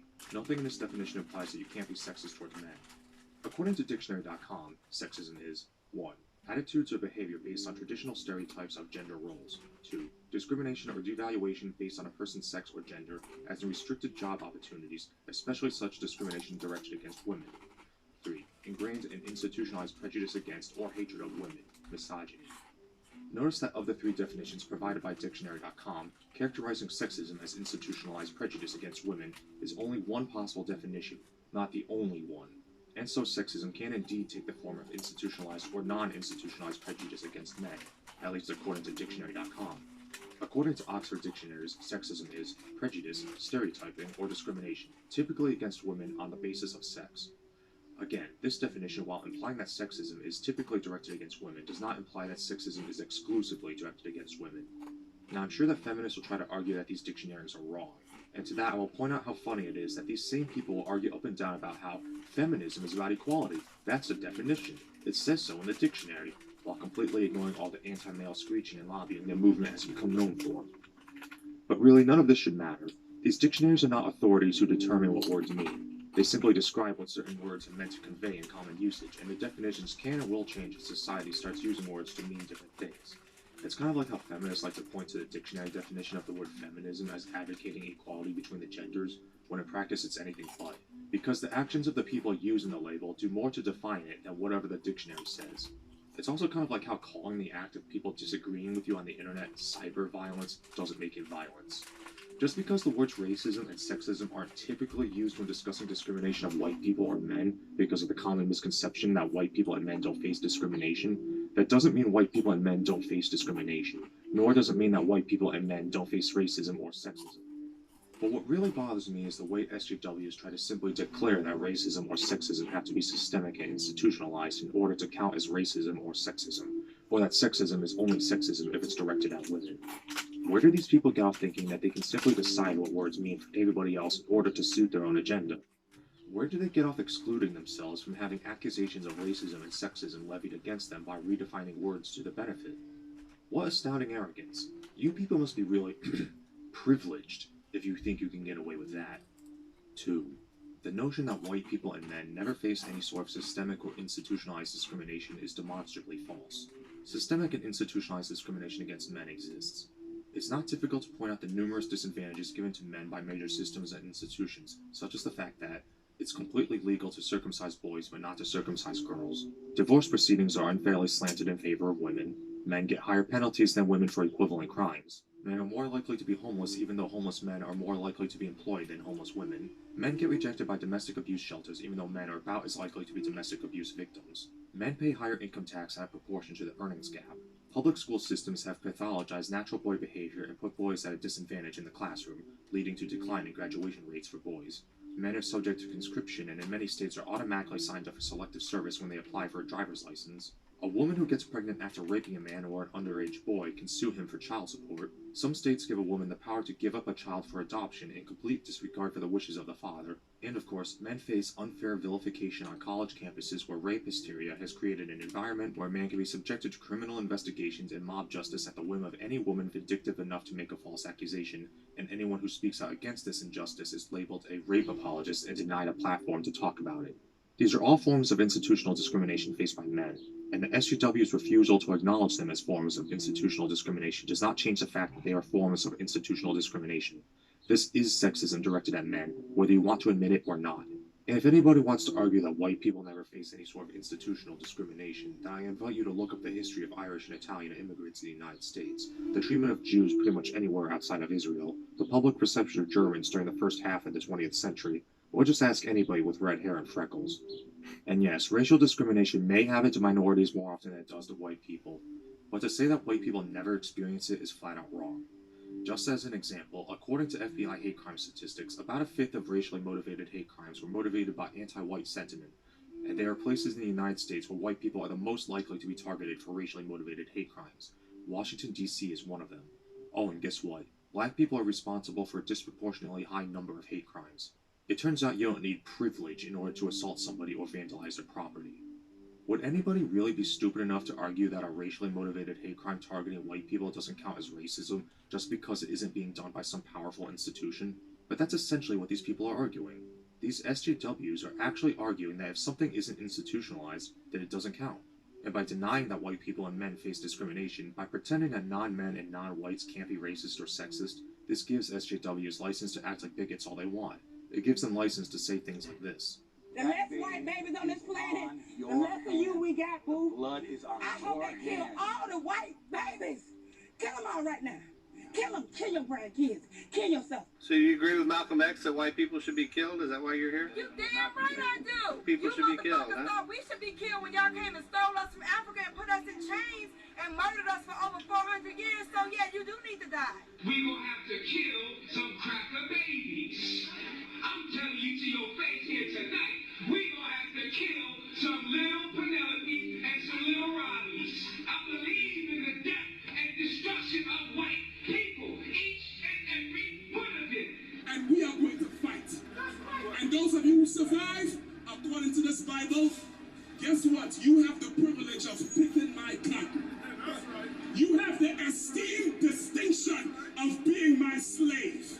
And I'm going to call you good white slave, like you call me good nigger. Here's the thing. Wow. Whether or not the discrimination or prejudice an individual is experiencing is institutionalized or common makes no difference to the person who is experiencing it, nor does it make their plight any less worthy of consideration. If you hate somebody because of their race or gender, and you express your hatred by discriminating against them or by committing a crime against them, then you are making them a victim, and they are not any less of a victim just because they have a certain skin color or a certain set of genitals. That is racism and sexism. If you try to argue otherwise, then you are actively arguing that certain groups of people don't deserve justice just because somebody else has it worse. This is not how equality works. Equality is not a zero-sum game. You cannot give justice to one group of people at the expense of another and call it equality. That is discrimination. And if you do not realize that, then you are not just a bigot, you are also a moron. It takes a profound lack of introspection to believe something so patently bigoted and to not recognize it for the bigotry that it is. 3. The logic of the power structures argument makes no sense. Imagine you're a lawyer, and you're in court defending a black man who's being charged with a hate crime for assaulting a white man while yelling, "Die, honky, die," and "White people are the devil." You try to defend your client by telling the judge, "Your Honor, my client couldn't possibly be guilty of a hate crime because he's black, you see, and black people can't be racist." Do you think that defense would hold up? The prosecution brings in their evidence, security camera footage of your client overpowering and attacking his white victim. You then argue, "My client is black, so he doesn't have any power. Never mind the surveillance footage which clearly shows him overpowering somebody. He doesn't have any power, so he can't be racist, so this clearly isn't a hate crime." Do you think the judge or jury would be impressed? Having fooled yourself into believing you made a compelling case, you then go on to say, "Ladies and gentlemen of the jury, I do not deny that my client has physically assaulted another human being, but he is a black man and his victim is a white man. As we all know, white people have privilege, but my client has none. So he was just punching up, and that makes it okay. I mean, he's allowed to hate his oppressor, right?" After your client has been convicted and you have been disbarred, would you then understand how stupid you sound? Let's examine the logic of the power structures argument for a moment.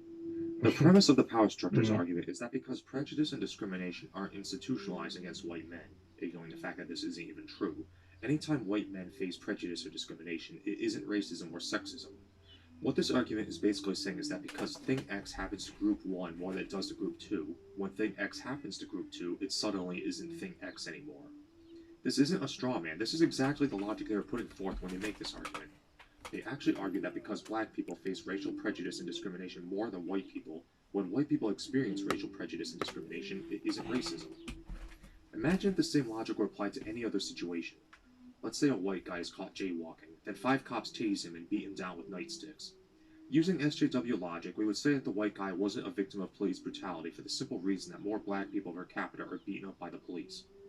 But nobody would be stupid enough to make that kind of argument, or at least I hope not. So these people who are using the power structures argument know it's fallacious, but they use it anyway because it's a convenient cop-out to excuse their own racism and sexism. The power structures argument is emblematic of the hypocrisy of the SJW movement. 4. The power structures argument is itself racist and sexist. The idea that only certain classes of people can be racist or sexist because racism and sexism require privilege and power hinges on the categorization of individuals into racial or gender groups, and then ascribing certain attributes such as privilege and disenfranchisement to them based on those racial or gender categories.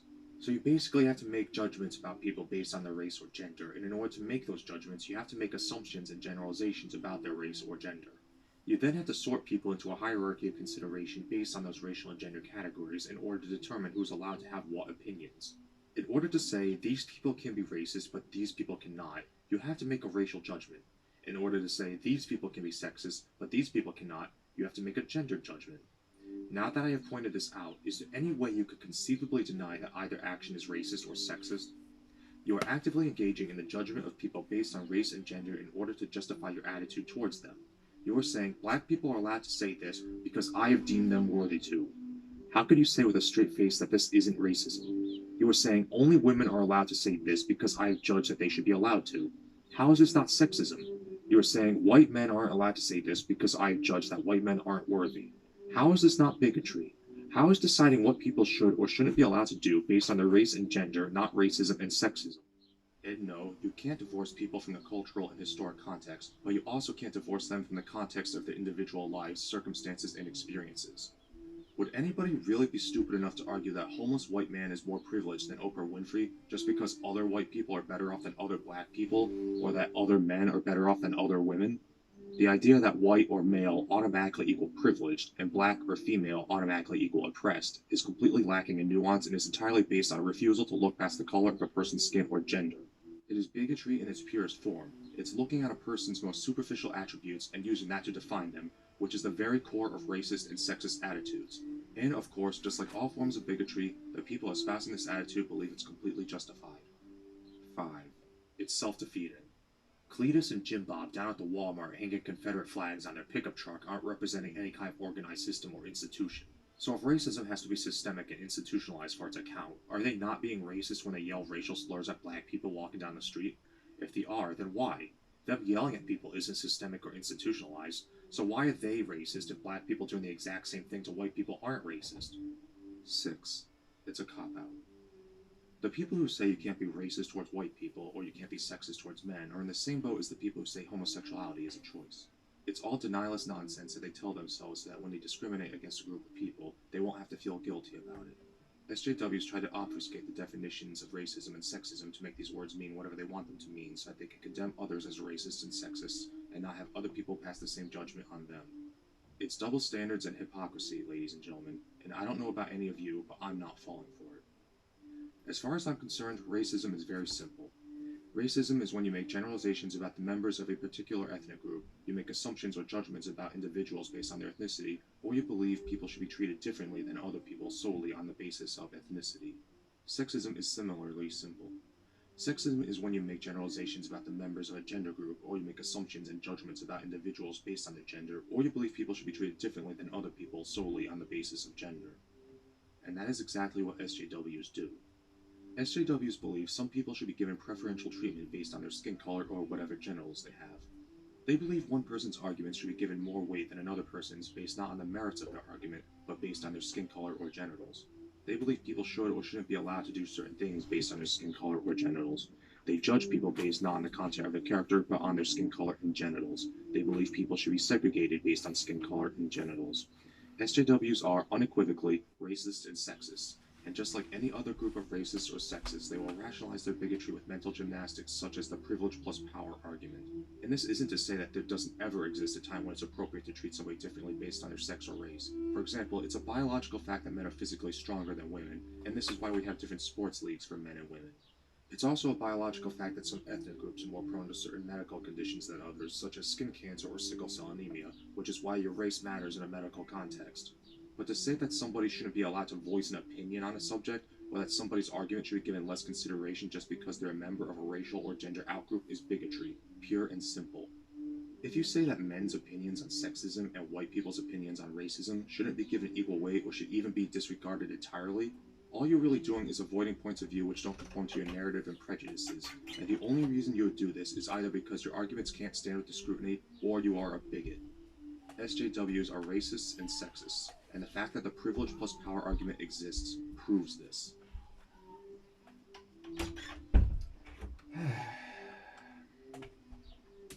You ever look at yourself and ever go like, how the f did we get here? Because we somehow got here.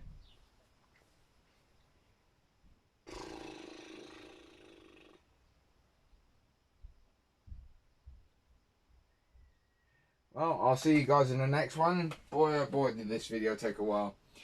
Hope you guys enjoy, and until next time, yeah, this was an interesting video.